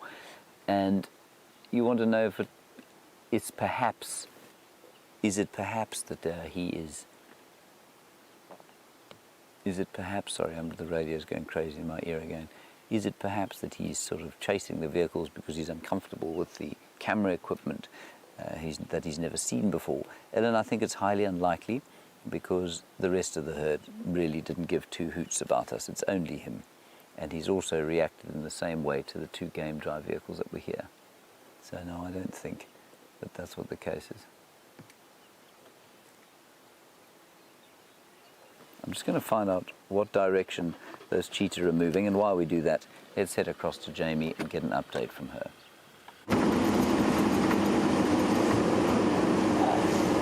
I've been currently preoccupied by trying to determine and distinguish one paw print from another. And the lions have walked up and down the road. They've walked over my leopard tracks, then he walked over their tracks. And I've been trying to figure out exactly where everybody has gone. I know where there are at least two lions, from tracking them and then from the elephant reaction. But I only saw two tracks going into that block. And there were a couple from sort of the Balanites junction. Tax and I have been following up.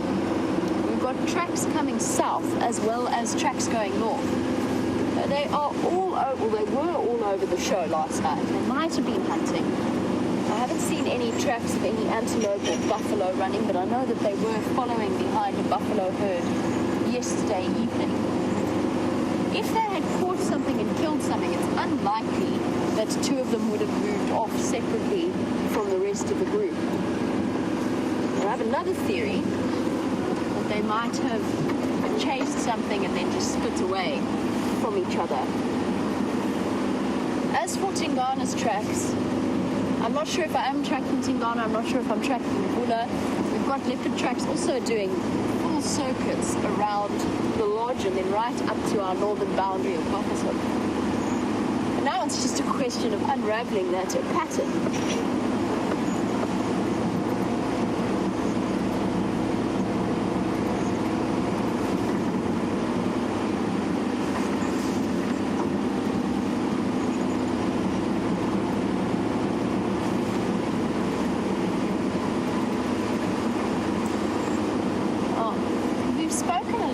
this morning about the different threats to a lion's cubs.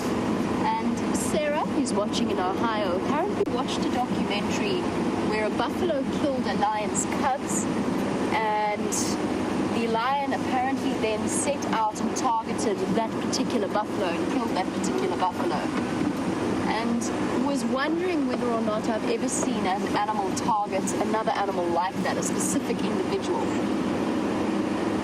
It's a complicated one. I certainly, if I'm to be completely honest, I would have some doubts about that lioness actually physically targeting that, knowing which buffalo had killed her offspring.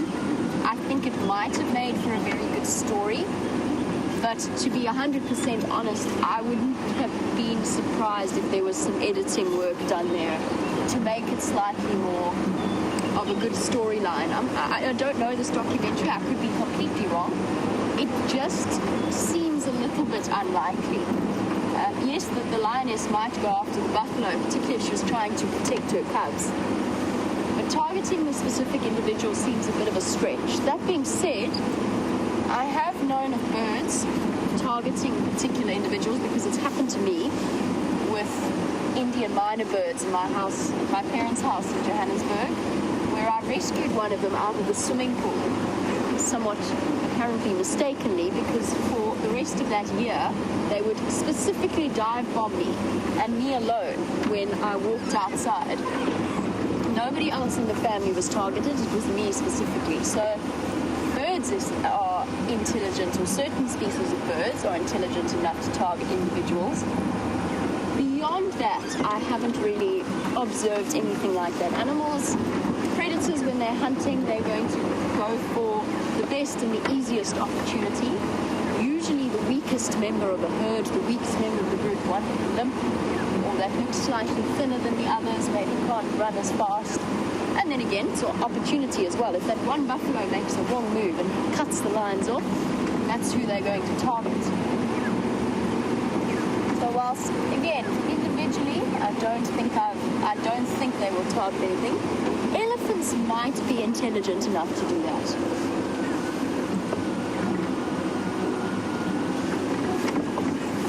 Sorry, just distracted by the game drive comms. Elephants, I think, would probably be intelligent enough. I know, certainly in my time, I've experienced elephants responding to different vehicles in different ways. Sometimes showing more nervousness, sometimes being more relaxed. Hello, boys. More and more of these bachelor herds. Off they dash. I'm just going to take my jacket off very quickly. Certainly changed in temperature from when we set out this morning. And I forgot while I'm here, something that I picked up on the road to show you. It's amazing how I seem to find them all over the show, and yet still haven't seen the animal that is responsible for it. Here we go. Look at this amazing porcupine quill. Very, very, it's one of the thicker, larger ones. Of course, porcupine quills come in totally different sizes. That would be the point that the quill attached to the porcupine, this side. So basically the base of what is essentially modified hair, modified and strengthened keratin. And it's black and white coloration, of course, a warning to any would-be predators to beware. And this is the incredibly sharp, barbed point of the porcupine quill. So rather than shooting them out like spears, as some people seem to think they do, what the porcupine will do is they will rest. When the porcupine is relaxed, it will rest them flat along its back. And then when stressed or frightened, the muscles tense, just like we get goosebumps, the muscles tense of the porcupine and sort of reinforce it. And then the porcupine turns its back on the threat and races backwards towards it. This is very, very sharp. And if you look carefully, you might see the slight ridge along it, which means it's not just the sharp point, there's actually a sharp, almost spear-like edge to this that is very, very finely barbed. So once it goes in, it's not all that pleasant to go out or to pull out. It's absolutely lovely. I think I shall take that back to camp. And when you find porcupine quills, maybe sort of 1 or 2 in the road, it doesn't mean that a porcupine's been attacked. They do shed their quills, just like we lose our hair. And they're constantly growing and replaced by new sets of quills. And in that way, the porcupine quills are kept in very, very good condition. So it's not a sign of a porcupine that has been, not necessarily a sign of that a porcupine has been attacked. Sorry, just checking carefully along here. These leopards have been running rings around Taxon and myself this morning. Yes, if you are, the one sign of a porcupine kill is whether it's usually a leopard that will target a porcupine. Lions do occasionally, but it's more out of curiosity and an instinct to sort of molest movement, hunt movement, that they might fiddle around with porcupines. But certain leopards have specialized in killing porcupines, like Mbula.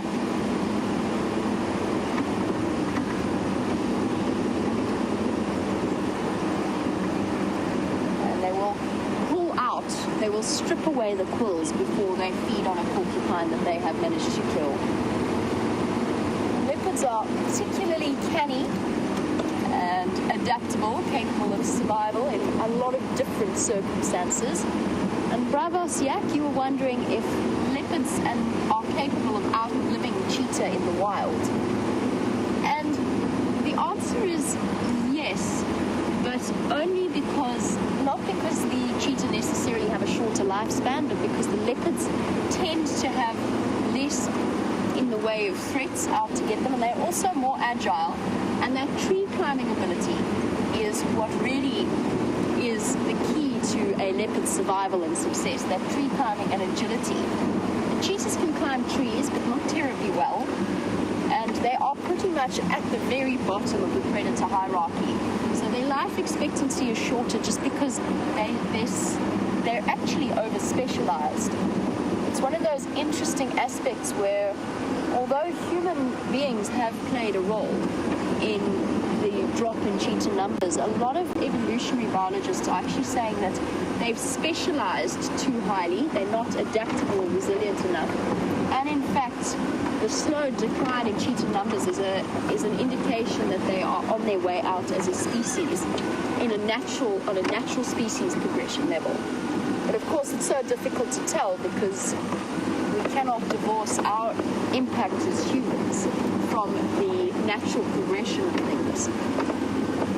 And of course, the cheetah at some point suffered a tremendous drop in population, and basically a genetic bottleneck. And genetic studies have shown that cheetah are basically share most of their DNA in common with each other. So in other words, they're not genetically diverse at all. Whereas leopards, although they are incredibly sort of cryptic animals, although they are hidden away and shy, there are actually larger numbers of them than we realize, and they're just so much more adaptable. You don't, for example, find cheetah hidden away in human dwellings, but you do find little hidden populations of leopards in cities that go completely unnoticed, unseen, for years at a time.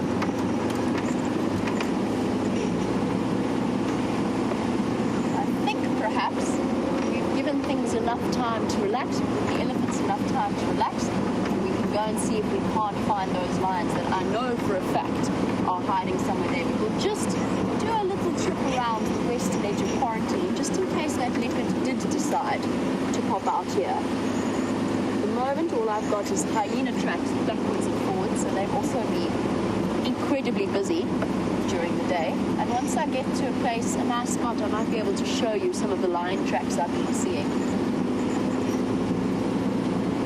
They most definitely have kept us guessing.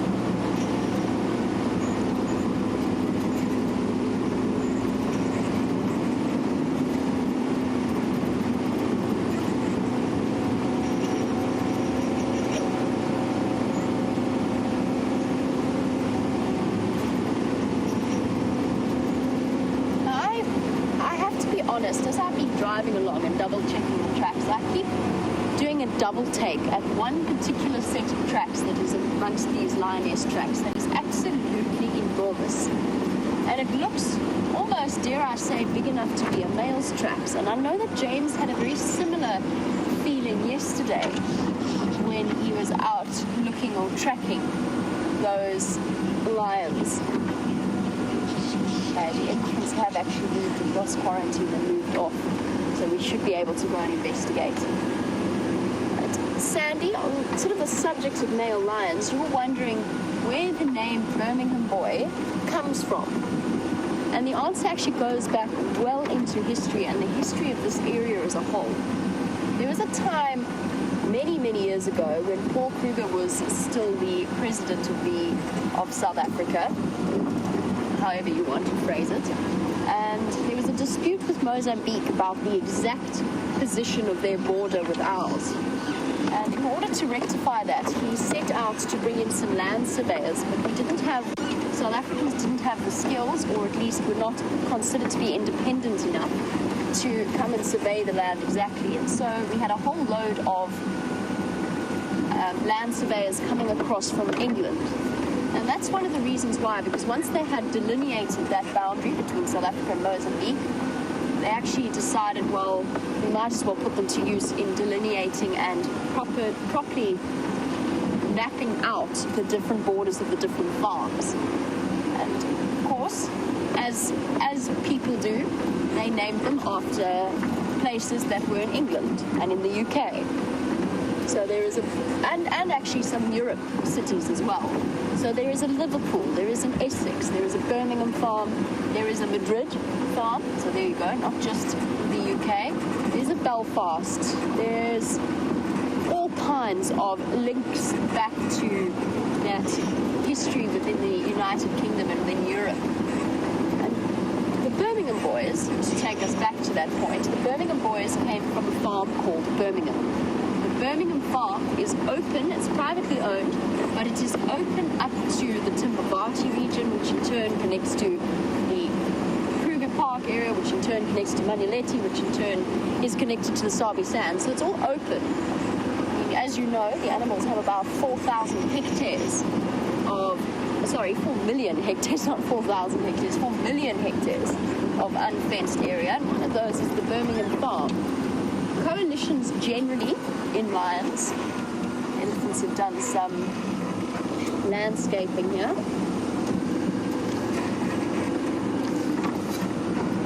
But my male leopard has not decided to come through this way. So generally within the naming of prides, they're generally either named for the place that they've come from or for a popular trait, or where they've actually been found the first time. So the Nkuhumas are called the Nkuhumas because it's the word for the brown ivory tree, and they were found regularly when they were first seen under a brown ivory. The Birmingham Boys, the male coalitions then take the name of their pride with them. It sometimes gets switched around, but for the most part, the Birmingham males came from the Birmingham Pride, and they got nicknamed Birmingham Boys. That was actually Hayden Turner during Big Cat Week in 2014, because he was referencing the Birmingham Boys, a gang in the United Kingdom, in the city of Birmingham. Hello, little one. I'm just looking at this little male hiding behind the tree. Oh, with his horns just starting to show through, giving himself away now. And I think that the relaxed nature of these impala, we started our morning with them, suggests to me that the predators, if they did move through, have long since moved off. Now, seeing an antelope, oh look, it's Sam. He's out learning the roads. Let's go and say hello, find out how he is doing. Now, seeing an antelope species doesn't necessarily negate the possibility of a predator being around. And in fact, antelope once they've seen a predator, will quite happily feed around it. They know that they're agile and faster in terms of getting away, and it's actually rather better to see the predator and to keep an eye on things. Hello, Sam. you? You on yourself? Good, thanks. Oops, sorry. Slightly overshot the mark there. Lion tracks everywhere, leopard tracks everywhere. Yeah, I've been trying to learn the different roads around just to the west here. Cool. And I was going down Impala Road and I found tracks of Ingwe. Male. I think they were male. Okay. But there are lion tracks just heading Everywhere. everywhere. Everywhere. The last place I've checked, they're between Gallagher Shortcut and Mvubu Road. Mm-hmm. So we're going to go back there now. We just got chased away by the Ellies. Okay, that's nice. Yeah, it was entertaining. Are they in the block, do you think? Yeah, no, they're definitely in the block because shortly after they chased us, they started screaming in the middle of the block. Okay, I'm cool. pretty sure that's the lions in there. Sweet. Do you want me to try and see it? What you could do for me is just check along Gallagher Shortcut just to see if they haven't been chased back along there. I'm going to go check Gallagher Pan and then make my way in from a Mvubu Road side. Perfect. Cool, thank you. Yeah. Thanks, Andre.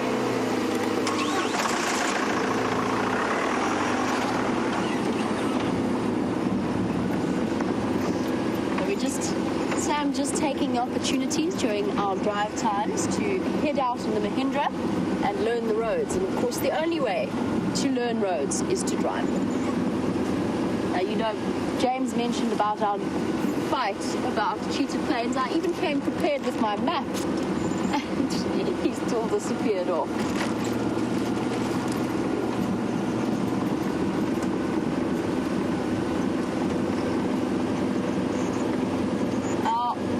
Sabi Sands and Birmingham and Baluli, these are all privately owned sections, but they're all open to the larger Kruger area, the greater Kruger area, and which is a famous place because it allows tourists and locals alike to come through and to drive themselves through and to view the wildlife from their own vehicles.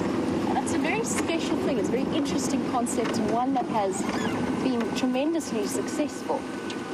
Stephen, you were wondering about if you were to come to this area and to self-drive around, would you be given a map in order to know which areas not to drive and which areas to drive?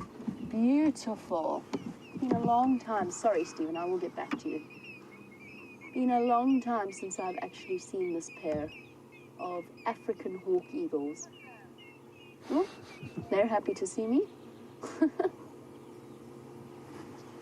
It's very, very common. This is one of the few birds that actually actively hunts in its mated pairs or in their mated pairs. So they mate for life just like all raptor species or most raptor species. And the male and female are specialized bird hunters, particularly guinea fowl and francolin. And the one will fly high and the one will fly slightly lower in order to ambush their prey. Exceptionally fast movers. This pair used to nest, or at least I think it's this pair, it's impossible to tell. They used to have a nest on Central Road, but one that wasn't successful this year for some reason. Now these are definitely in my top 5 favorite raptors. Sorry, I think somebody's trying to call me.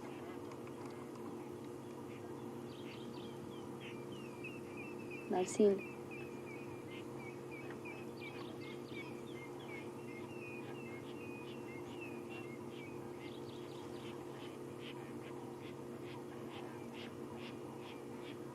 Sorry, Mike's just trying to get hold of me. He's got an alarm calling kudu. Oh, Drongo's... Oh, no, it's a roller. Roller's not very happy with the presence of the African hawk eagles. But yes, definitely in my top 5 favorite raptors. Very, very beautiful. Just surveying the area, waiting for the opportunity to take flight and head off and hunt something.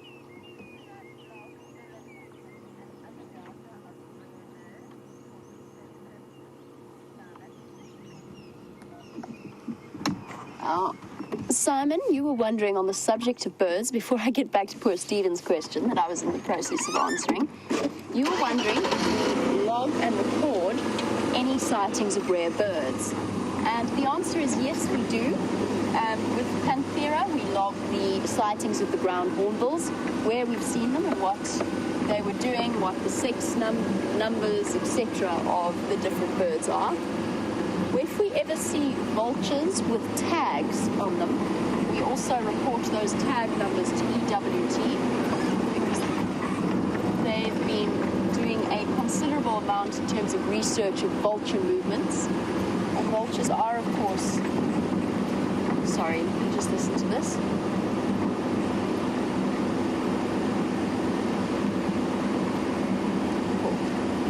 I'll wait until they actually call me. I just keep hearing my name, but they're not actually calling me. They're just talking about the lions and the elephants. So yes, Simon, we do. I used to do quite a lot more work with BirdLife SA and with the Endangered Wildlife Trust, recording each and every single raptor species that I saw. That we don't do here. That was because I was part of a research organization where I used to work, which is why we used to do that. But there's a lot of citizen science programs that allow for the recording of birds. And one of the other things, it's not necessarily just endangered birds, it's monitoring the movement of migratory species. So when do you first see the cuckoos, for example, coming back? The woodlands kingfisher, the European roller. And what they're doing is they're actually encouraging the BirdLife SA and the Endangered Wildlife Trust, as well as a couple of other organizations, called, it will come to me, I can't remember the exact name, but essentially encouraging us citizens from around South Africa to record the exact date that they see those migratory species come back. And the reason that they're doing that is they want to build up a nice broad picture of over 10 years, 20 years, 50 years of the migratory arrival and departure dates. And in order to double check and to see if there's any kind of impact of climate change, or if there's any correlation between temperatures and migratory times. And of course, rainfall would fall into that. The drought this year would most definitely have sent some of the bird species packing back up north far sooner than they might ordinarily have. So yes, we do record data like that, and we do report them. And it's value, there's tremendous value in that kind of, not necessarily short-term research, it's very, very long-term research in terms of ensuring the survival of a certain bird species, like the ground hornbill, the vultures, and so on. And Stephen, just back to your question that I was in the middle of answering before we saw those African hawk eagles, and I'm going to concentrate very carefully here because there's a chance that the elephants have pushed the lions further to the south. I'm also going to make sure I don't run into the elephants. Stephen, you were wondering about self-drives and if you would be given a map if you were to come and visit Kruger. And the answer is yes, you absolutely would be given a map along with a list of rules, regulations, and safety tips in terms of approaching the various animals, as well as good manner tips, since unfortunately, as with any aspect of society, there are always those that tend to misbehave in a certain one way or another, whether it be blocking other people's view or hogging a sighting right across to attempting to get out of their car, which is always totally ridiculous. You absolutely are not allowed out of your vehicles. But Kruger is clearly signposted.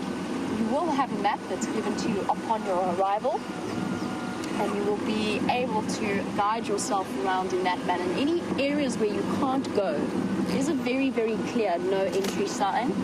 Or if you need it in certain cases, if people have needed it to be clearer, there will be a large leadwood stump across it. So it is, self-guiding is very easy to navigate within the Kruger Park itself.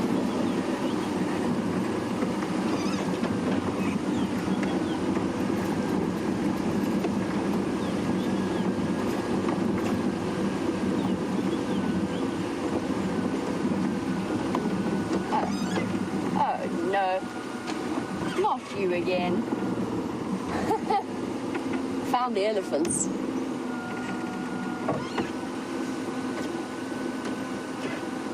a little bit playing it safe rather than sorry. It's too thick in there for me to be able to turn around if I need to. It's a little bit thick for the elephants to feel entirely comfortable. Let's go a different way around.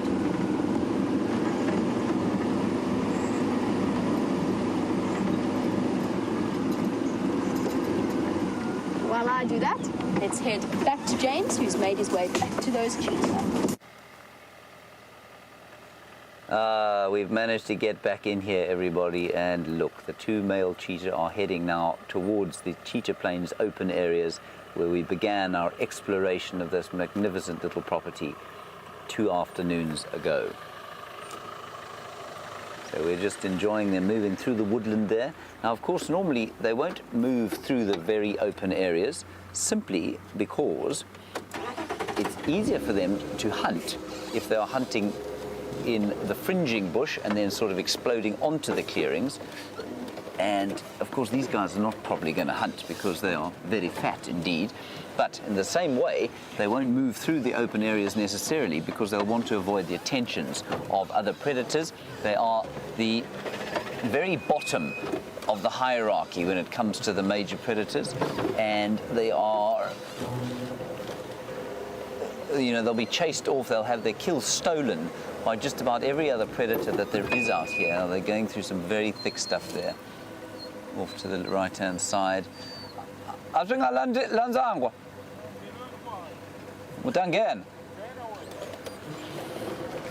they're a bit Tax is a bit nervous to take his vehicle through there. He says it's a bit thick. We'll make our way slowly through there.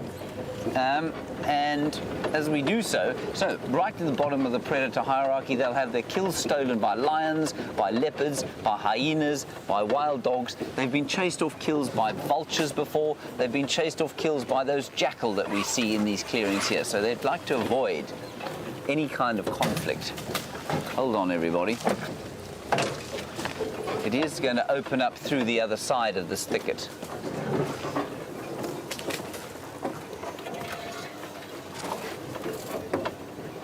What's that? Oh, they're still straight ahead. Thank you, Brian. Deborah, we are struggling to hear final control a little bit, but I think your question is, when cheetah are feeding, will they fight with each other? No, I think they're actually pretty patient with each other, Deborah. I don't think they do quite the same amount of fighting as any of the other cats do. Which up there. I can see Taxon in front of me there. I can't see the cheetah. Brian, can you see them? Okay, so they're heading off that way. And Ephraim has gone around the other side to see if he can't see them popping out into the clearings. Those big clearings that we started in are not far off in that direction. That's sort of where they're heading. I do see a little bit of movement through here. But even if that is the last view that we get, it was wonderful to see them.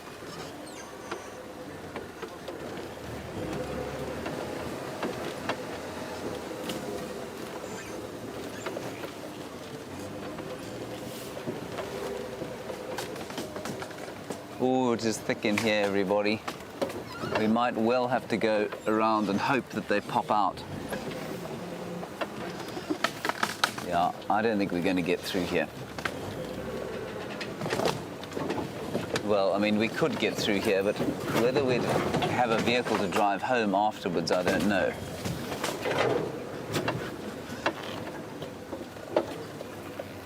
We also don't want to frighten them, so yeah. I'm not prepared to bash through here, I'm afraid. So we're going to turn around, if we can get the car into reverse, and head back towards those clearings, I think. All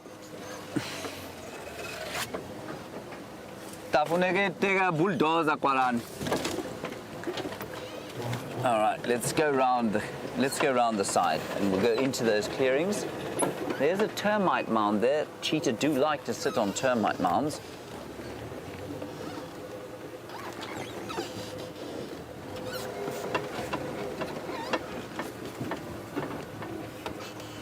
Now, Christopher, I'm going to have a very stern word with you. We are driving through a very thick area, so we can chat about this stuff. We're going to try and go around the other side. And while we do that, Christopher, you want to know if they are part of the Big Five or not.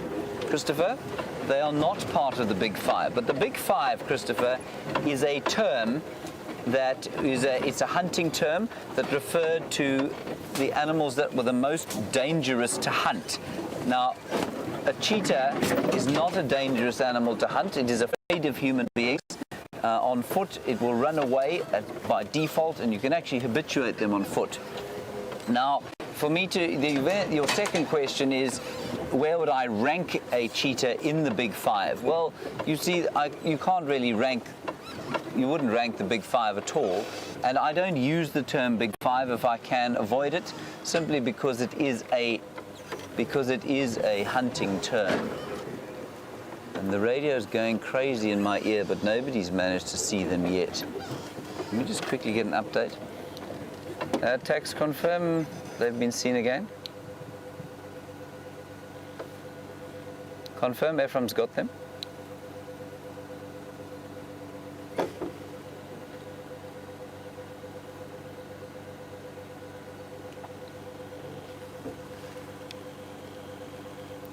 Okay, Tax. I'm going to just look once more inside this thicket, then I will go to the clearing the other side. Okay, Tax has got them. No, hang on. Sorry. Tiakui. Tila clearing. Okay, they're in the clearing, everybody. Let's get out of here. That'll be nice.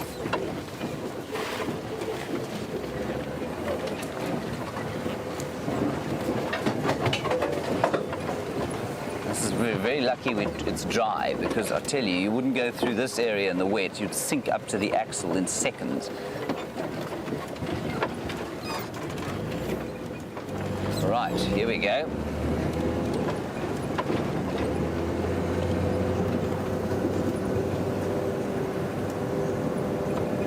That's interesting. So, Georgianne, you've been to the Serengeti, where cheetah are a bit more common than they are here, and you say you saw two male cheetahs beat up a female who didn't want to mate with them. Well, yeah, I mean, I imagine it can happen. That's very interesting. I haven't heard of that before. Thank you. I mean, I'm hoping we're going to witness something quite so violent here, but hopefully they're out here somewhere. Let's just keep an eye. The Mala Mala border is not far from here.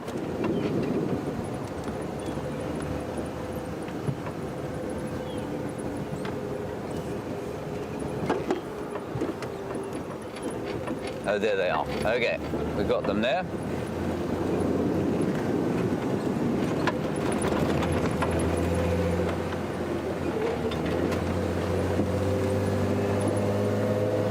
Hooray, hooray, cheetahs everywhere.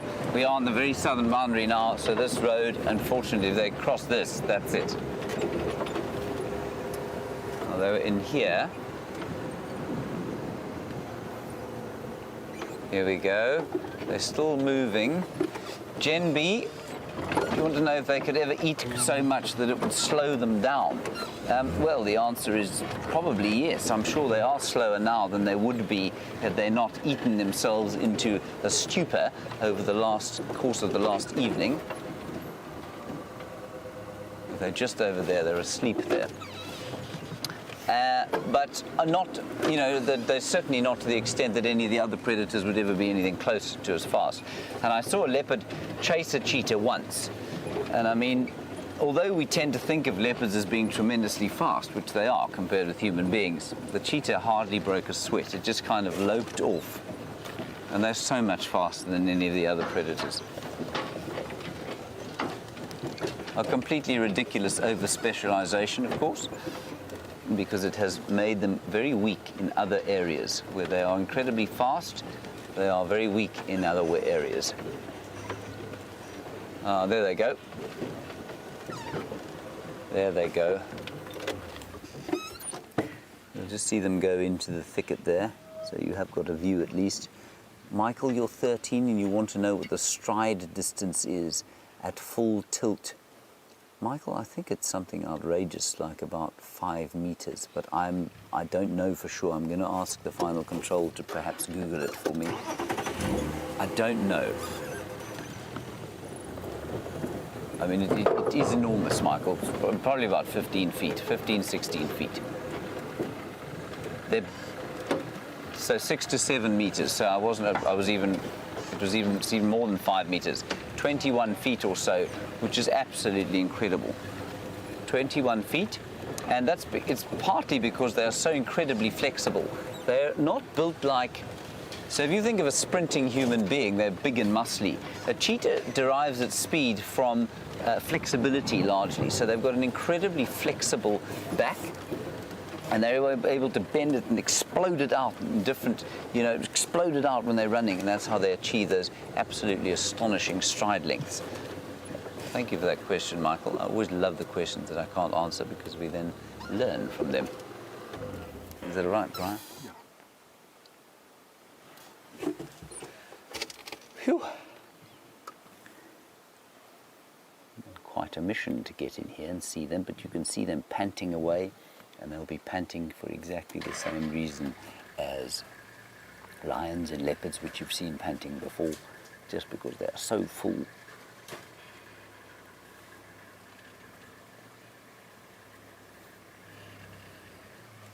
And because it's now starting to get quite hot.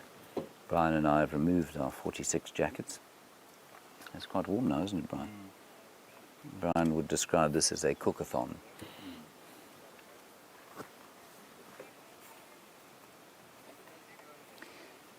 And people often ask, first of all, do big cats purr?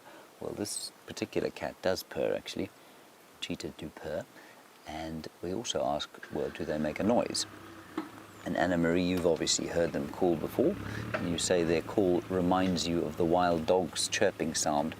It reminds me of a kind of loud frog, really. They make like you say, a chirping sound, almost like a sort of a large bird, like a large sparrow making an outlandish sound. If they don't make a roaring sound, they will growl like a normal cat will, but they don't make a roaring sound like the leopard and lions do. So not a great view of them here, but it's just so wonderful to spend a bit of time with them.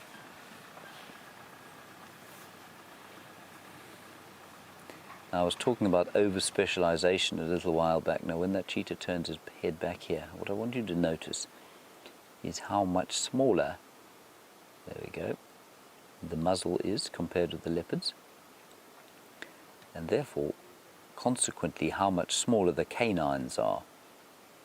There you can see those bottom canines. They're about half the size that they would be on a leopard skull.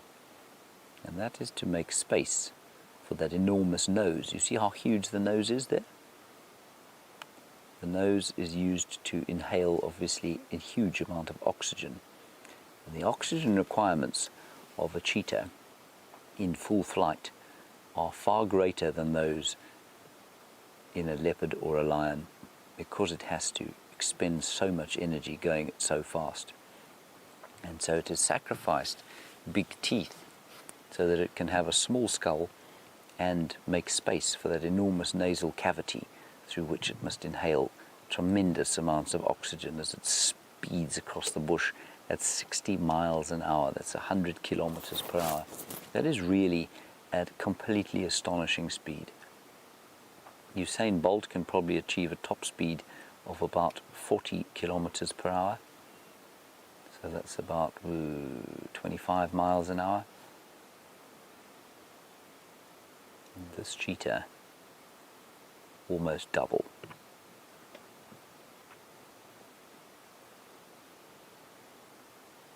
And I don't think they're going to eat anything today. They look so full.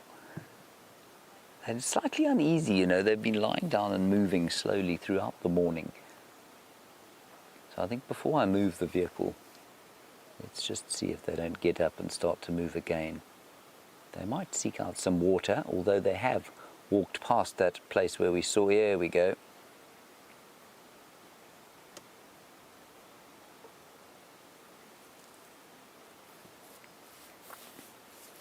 In Siberia, Zumi, you're quite correct. You've read that cheetah can have a heart attack if they don't relax after a sprint, if they're unable to sit and recover. Yes, I can well imagine that that's possible. I haven't actually read that myself, but I would say it's certainly possible. I have seen a cheetah killed before, and the cheetah variously it was a big impala that it had killed, and it would strangle the impala for a while and then have to let go and just kind of breathe and breathe and breathe and breathe. And then the impala would kind of wake up and the cheetah would grab it again. So it didn't have A, the strength, or B, the stamina to be able to keep it in that throat hold after the chase. It's seen something through here.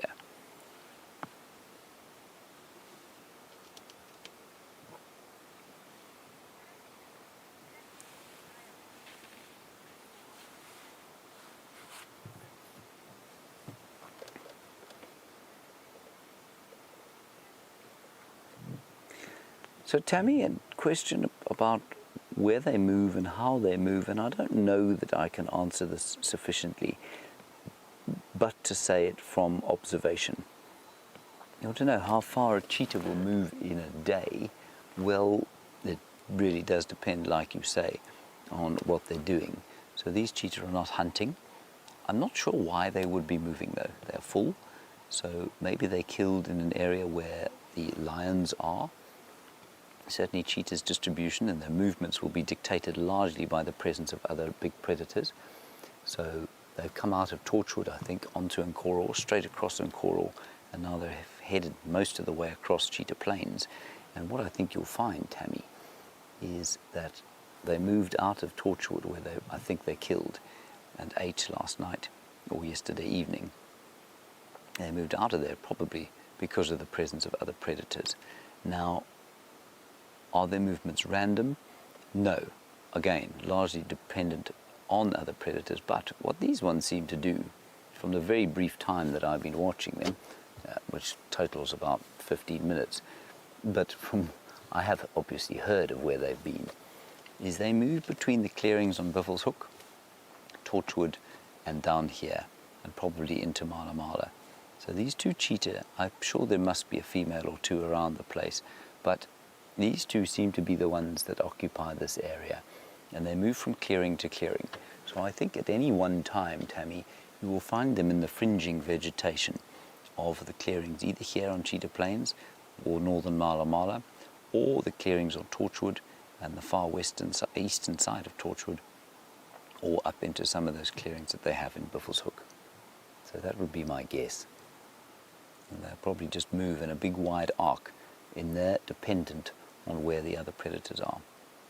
Now look at those eyes. You can't quite see them. We'll just see if he moves his head, if we spot something. But they're very red. They're like amber eyes, the lion. Same color as those.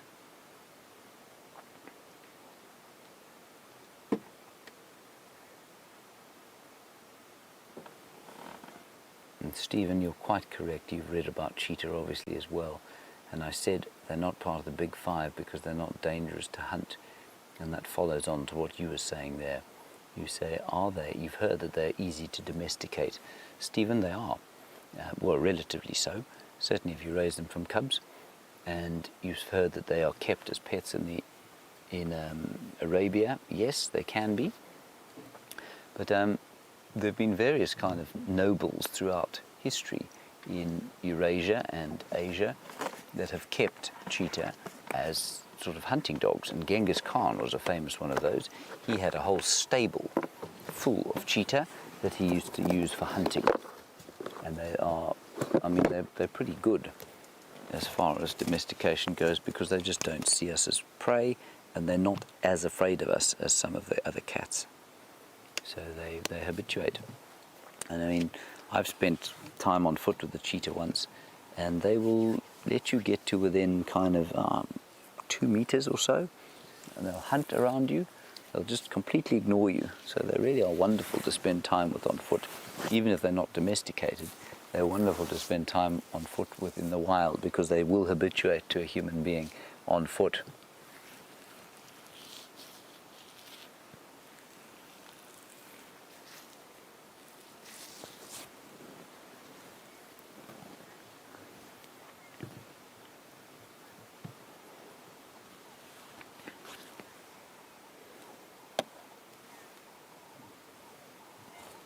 Now, Susie, we of course know all about our leopards, and we know their identifying marks. We know about Karula's wow. We know that she's a 3-4 spot pattern. We know that Shadow is the same spot pattern. Tandi's 3-3, and Kanyeni's 4-4.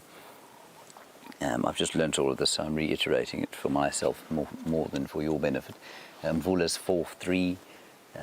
Tingana is 5-5 and Anderson is 4-4, and those are the spot patterns above the nose. And Susie, you want to know, is there any obvious, easy way for us to identify cheetahs in the same way? And the answer is no, I don't think there is. But you will find, as many of you have with the hyenas, you can see there, maybe you can see the nose, you will see there that the nose does not have a distinctive spot pattern like it does with the leopards, but as many of you have identified the hyenas from the unique patterns that the spots make on the body, so it will be the same with these cheetah. You will be able to do that. So if we see them frequently enough, we will absolutely be able to find some identifying marks, maybe nicks in the ear or, unique tail patterns, that sort of thing. So you can see there, I mean, there was nothing wrong with what the vehicle did there. All he did was start the car. And cheetah, nervous. They don't sleep soundly like the other cats, especially not like lions. And they don't habituate quite the same way to vehicles because vehicles are noisy. Certainly no harm done there, but you saw how quickly they reacted.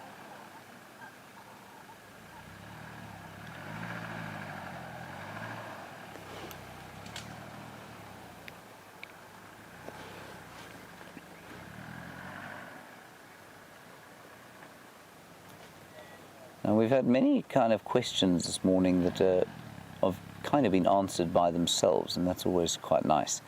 Donna, you say males seem to hang out in 2s or 3s, so wouldn't they therefore be considered social cats? Well, yes, they would be considered semi-social cats, Donna, I suppose, and they are the other example of a semi-social wild cat. The only truly social cat, of course, is the lion. But they're not truly social, Donna, because as you know, the females live completely solitary lives unless they have cubs. And so, yes, while we would describe these as semi-social because the males form a coalition, it's not a solid coalition like it would be for the lions. It could split up. It's unlikely to split up, but it could split up, unlike the lion coalitions, which tend to be a lot more solid. And so, yeah, semi-social. Females never in groups. Ayan minsan. You can just hear the other vehicles moving now. Obviously going off to have their breakfast or see something else.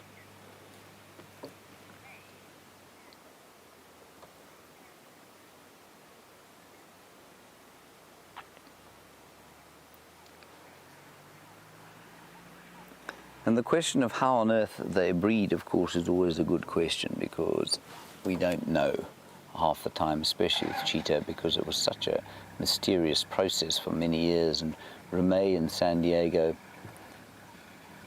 just look at those eyes. Same amber, deep amber color.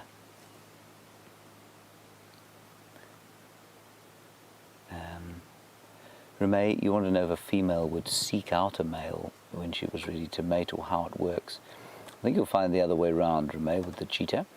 The females will spray urine, and exactly the same as with many, many mammals. He will then smell the urine and interpret the pheromones and hormones within that urine, which will tell him if there's an estrus female around, and he will then seek her out. So they're not strictly territorial, very unlike the other cats. So they will be unterritorial in areas where there is other predator pressure. They will set up sort of temporary territories every so often where they are not pressured. So they will advertise their presence by spraying, but their scent does not last anything like the length of time that the other cats do. So a female in estrus will mark trees, the males will pick it up and they'll eventually find her, and she will also seek them out, I'm sure.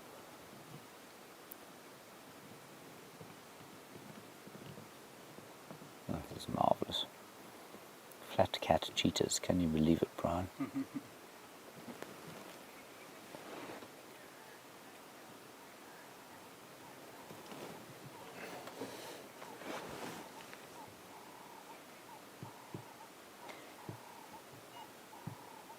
So John, as with all animals out here, there are all sorts of outlandish theories as to why they have the different colours that they have. And if you ever want to read outlandish theories about animal colours, you have only to read the most basic article on zebra stripes. And the question as to why on earth the cheetah has these tear stripes running down the front of the face is the good one. And you've read that it helps with A, binocular vision, and B, with the sun, like a sort of pair of attached dark glasses. I am not convinced by the former. I mean, we know that all cats have got binocular vision, and so I don't think that those stripes necessarily help with that at all. Binocular vision, everybody, means that you see with two eyes at the same time, and what that does is allow you to see 3D in 3 dimensions. It allows you to see distance and judge distance effectively, which of course if you run at 60 miles an hour is extremely important. But you know, none of the other cats have got it, so I wouldn't say that that's why they have those stripes. I would say that there is some merit to the theory that they have those stripes to absorb some of the sunlight that might bounce into their eyes off the ground. Because they are diurnal hunters, they need to protect their eyes, and so they are largely, of course, hunting in the midday, and often in fairly desert areas they will be hunting. And of course the glare off the ground and off the sky is immense in those desert areas. All right, we're going to move a little bit just into a nice position. We'll have one last look at them before they pass out completely for the day, and then we'll probably head back towards Juma, if we can start the car, which we can.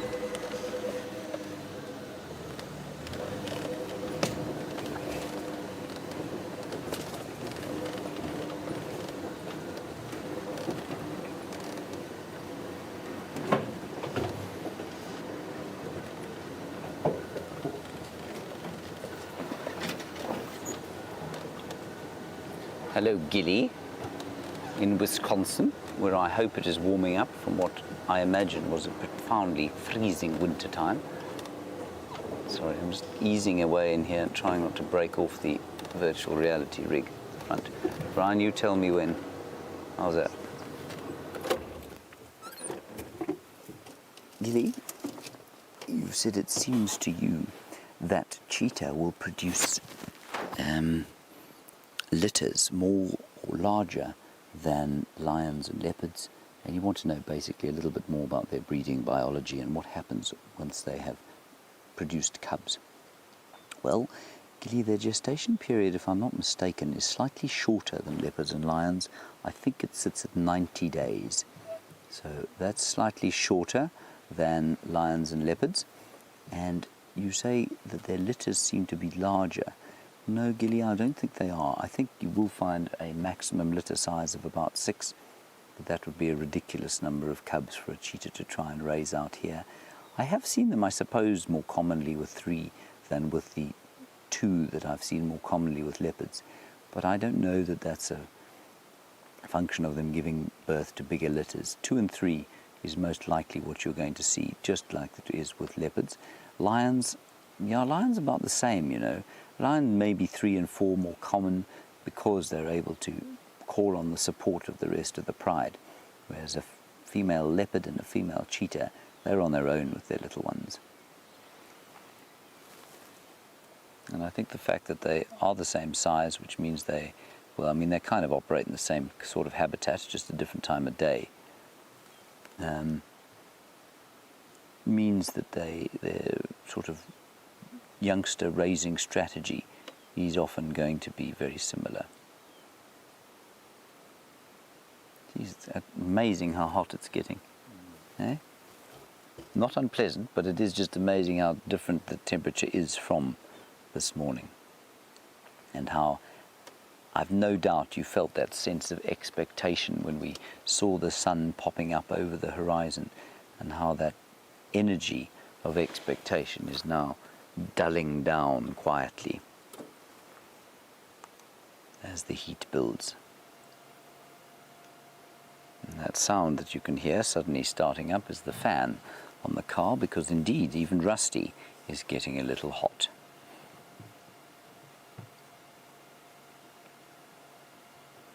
Well, let's spend another 5 minutes with them, and then I think we'll probably make for home, because they are not going to do much more today. And Mobile Patty, yeah, we've had some wonderful questions today.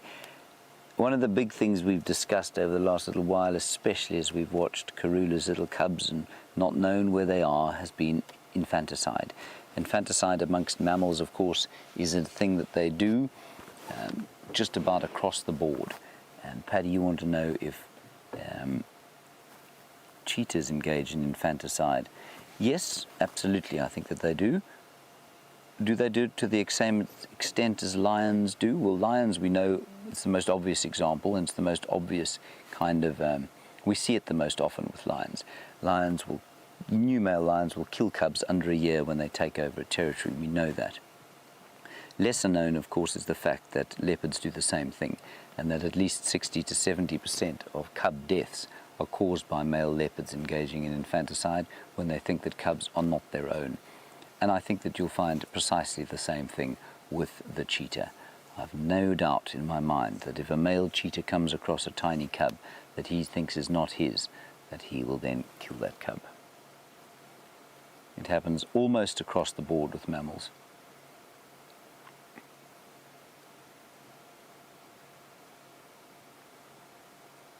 See how they lift their heads all the time?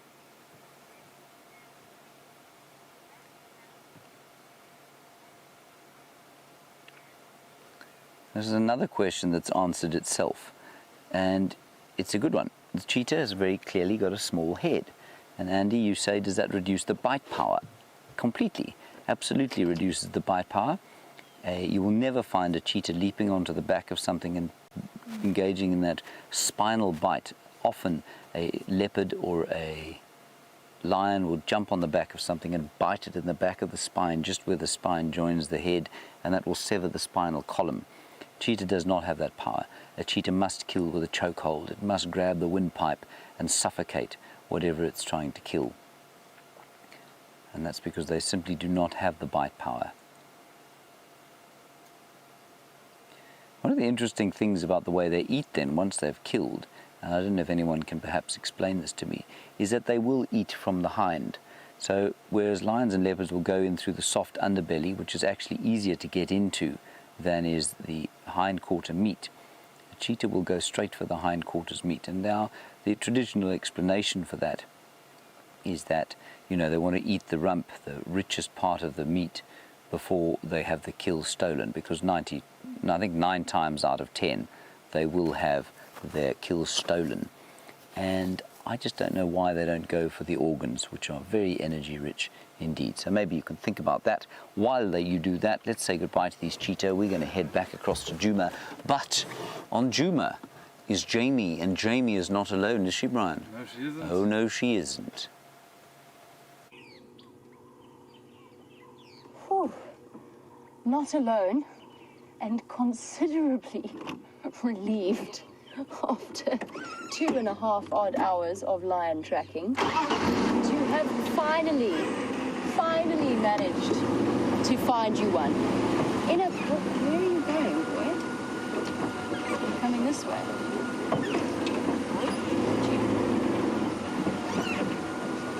I see.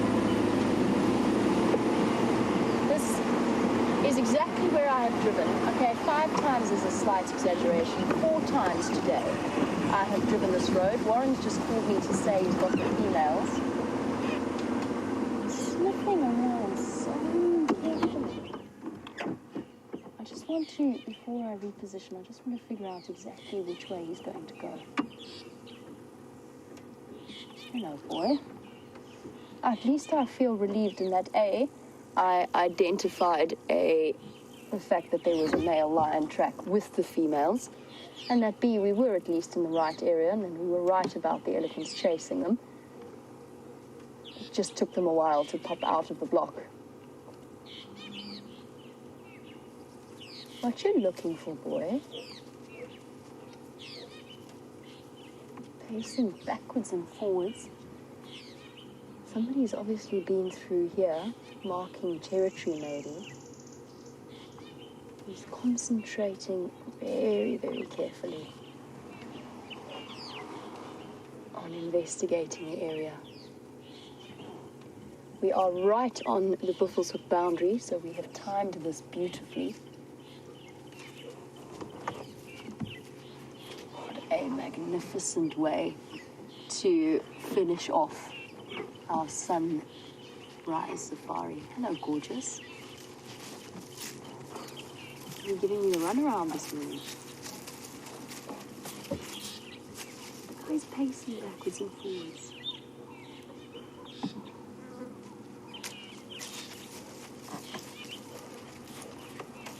And he's blinking up.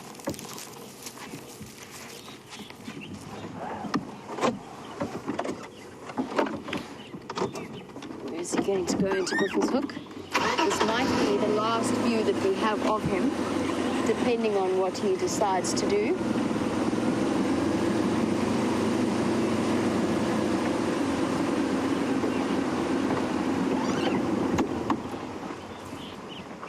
This is the area north of our traverse area. The females are still on their way here. So we will be able to, if he does disappear up into this block, we will be able to make our way to them.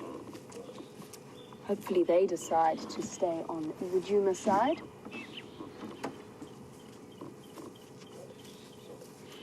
He's panting, he's hot. And focusing very carefully on following some kind of scent trail.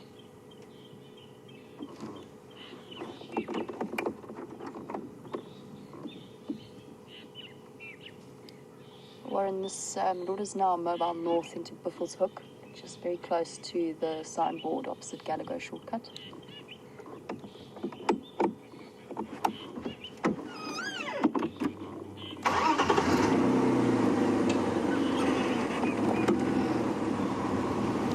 Copy that, thank you. As soon as I lose visual of him, I'll make my way.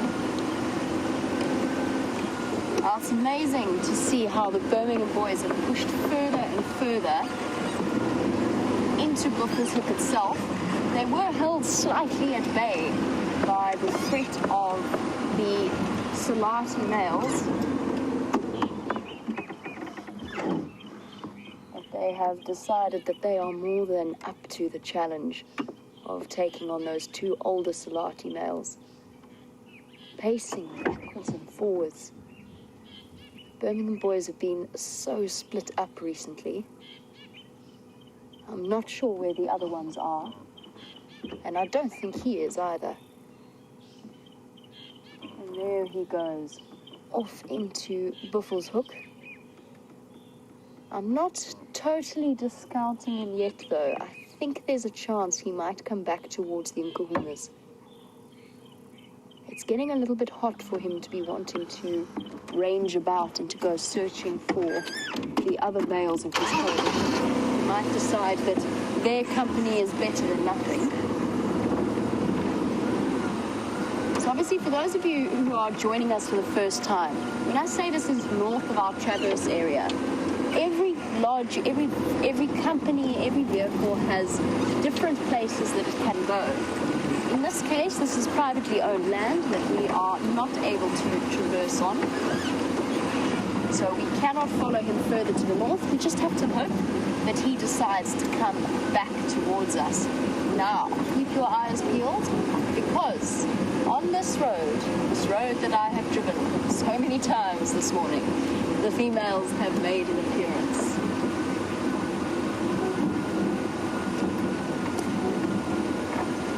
Totally worth it. Sometimes you have to work, but it works out eventually. Anna Marie, it's a pleasure, thank you. I think the efforts did pay off eventually, at least with finding him.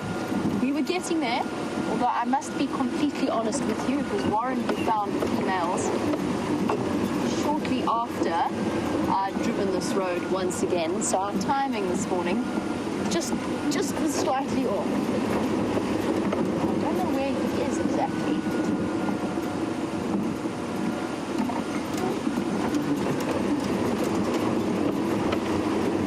Warren, you got my audio while you're on the fire break yourself?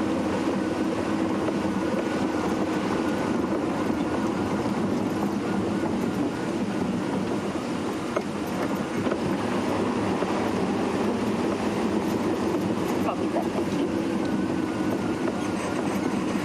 Sure. And yes, absolutely. Sometimes feeling like this is actually even better than just driving along the road and bumping into a lion, although of course that is always a pleasure itself. But having moments like this where you've worked really hard to find something that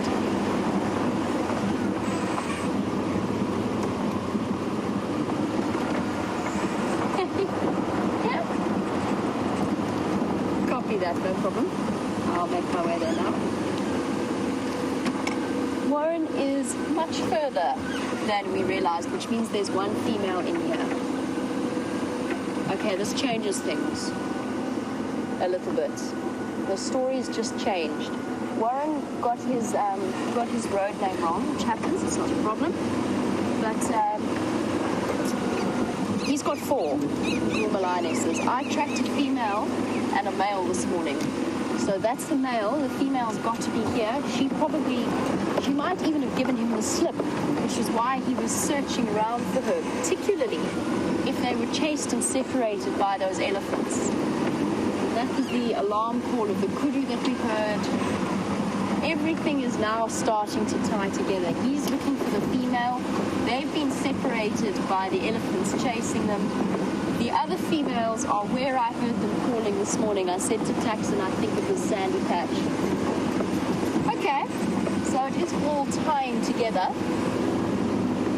That female, I'm not sure that male's going in the right direction though. I think he's looking for her, but I think they might have split up even further than he realizes. But we're gonna hurry. It's almost the end of the sunrise safari. We've still got some ground to cover to get to where the rest of the Nkuhumas are.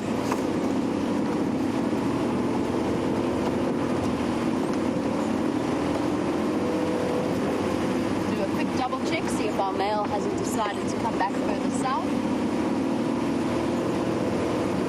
And then we'll make our way across to Sandy Patch.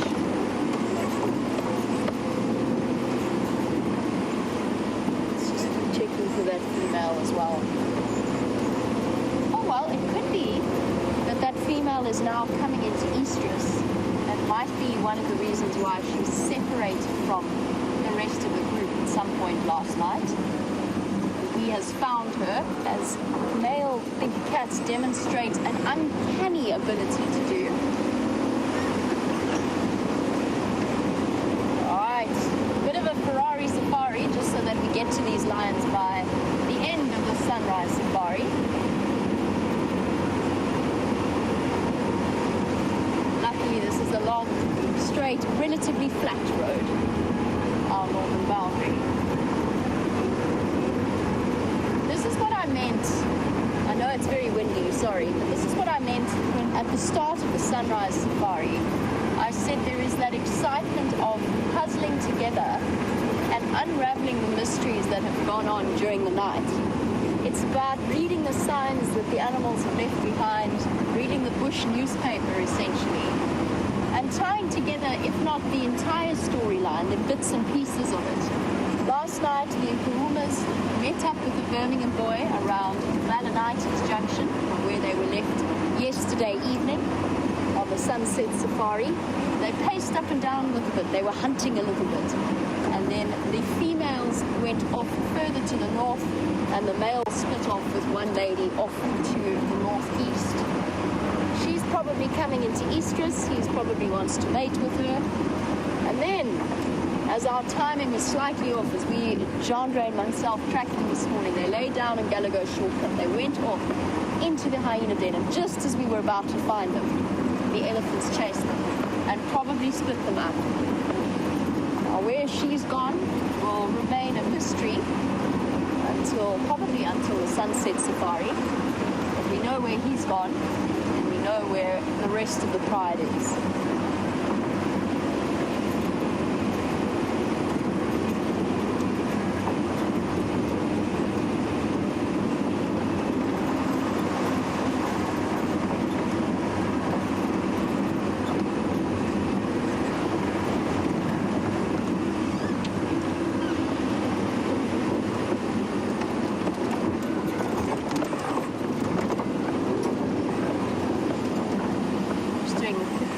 Check at Sydney's dam, making sure I'm not missing something obvious. Oh, just some water buck as usual, and there we go. I can see the lines up ahead of us. So a happy ending to our 2.5 hour tracking experience.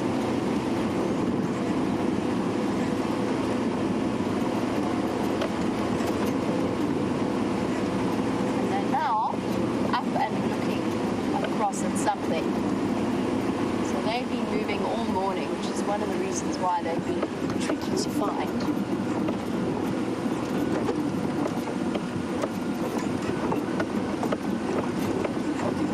Hello, ladies.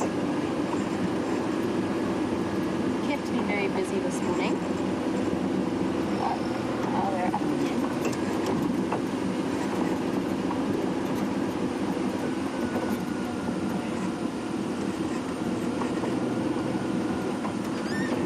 Thank you very much. Oh, sorry about the declaration. No problem. They've been all over the show this morning. That male crossed north into Buffelshoek. I think he's following the other female. Yeah. Thank you.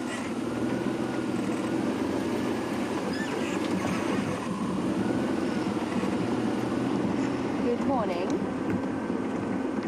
Lovely girls. Where on earth have you been hiding all morning?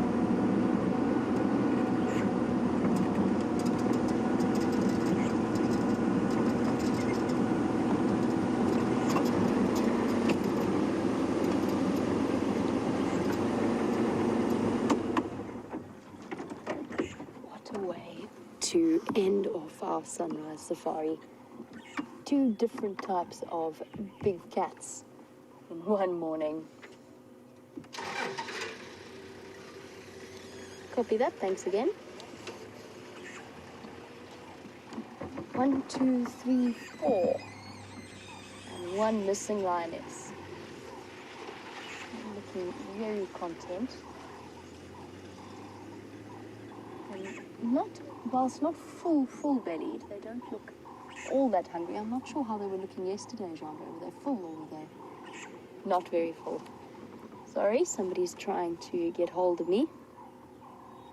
Standing by.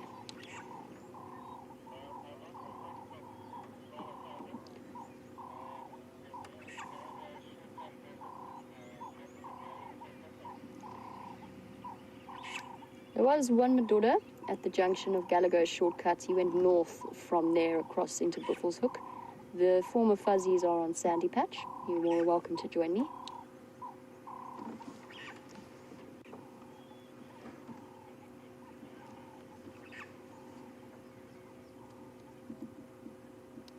Copy. They're still actually looking a little bit restless. It's obviously been a very busy night, as we could tell from their tracks. And it's so wonderful that we've managed to piece together and come to the end of, or at least some kind of conclusion. as to what went on last night. I'm trying to see if I can see the sub-adult. It's getting so difficult to tell it's her, and I'm just wondering at what point she's going to be mating for the first time. I think it's the one with her back to us. Really tricky to tell in terms of size. But I think that might be the sub-adult. She always looks slightly smaller, slightly thinner than the adult females. Although I think that she's almost earned the right to be labeled an adult in her own right. But it will not be long until she is mating with the Birmingham boys. Amber eyes in the front. Is that amber eyes? Looks like it might be her. Yes. A couple of ticks and a couple of injuries. Bite marks. Ooh, quite scarred on the top of her head.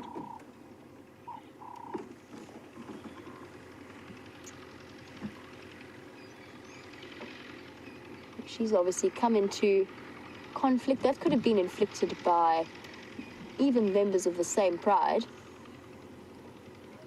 If they're maybe coming into conflict over a meal, particularly a small meal. So the missing lioness is, I think, the other older female. So not Amber Eyes, but the other female of roughly the same age as Amber Eyes. I think she's the one missing. I think we've got the two younger lionesses here and the sub-adult female as well. So she's the one that's moved off with the Birmingham boys.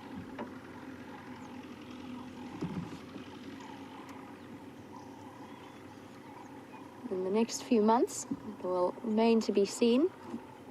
Well, it is actually probably most likely that the Birmingham boys' mating attempts will be successful. And if I had to guess, it is a guess, but if I had to guess that when we will first be seeing Nkuhuma cubs, my guess would be around July, August would be the first births. We'll have to wait and see. Well, some of them might be pregnant already, but that would be my guess. Particularly since the females have still been regularly mating with the males.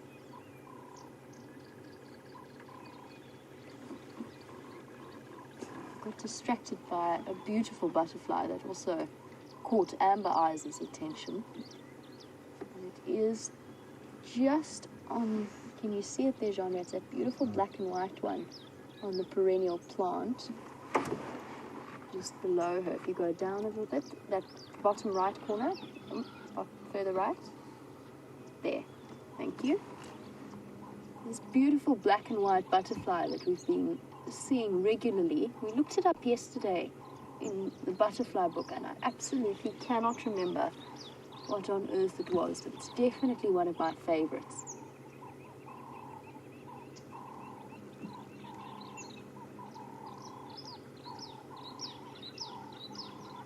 Oh, the positive news is that although it took us most of the morning to find these lionesses, given the current temperatures, they will most likely be around for the afternoon's sunset safari, provided, of course, that another herd of elephants doesn't come barreling through and chase them away. And we might even be able to follow up on that fifth female with the Birmingham boy. Apparently, according to the gentleman in the sighting earlier, he said that they were hunting kudu. So they're still, oh, there we go. Let's just have a look at that belly. No, they're hungry looking. They are definitely going to want to eat. They haven't, if they did eat anything last night, it was a very small meal. And especially with the Birmingham boy around, the males very seldom, especially for small kills, allow the females to feed before they've eaten as much as they possibly can. So if they did eat last night, the Birmingham boy managed to trump them all in terms of size and strength.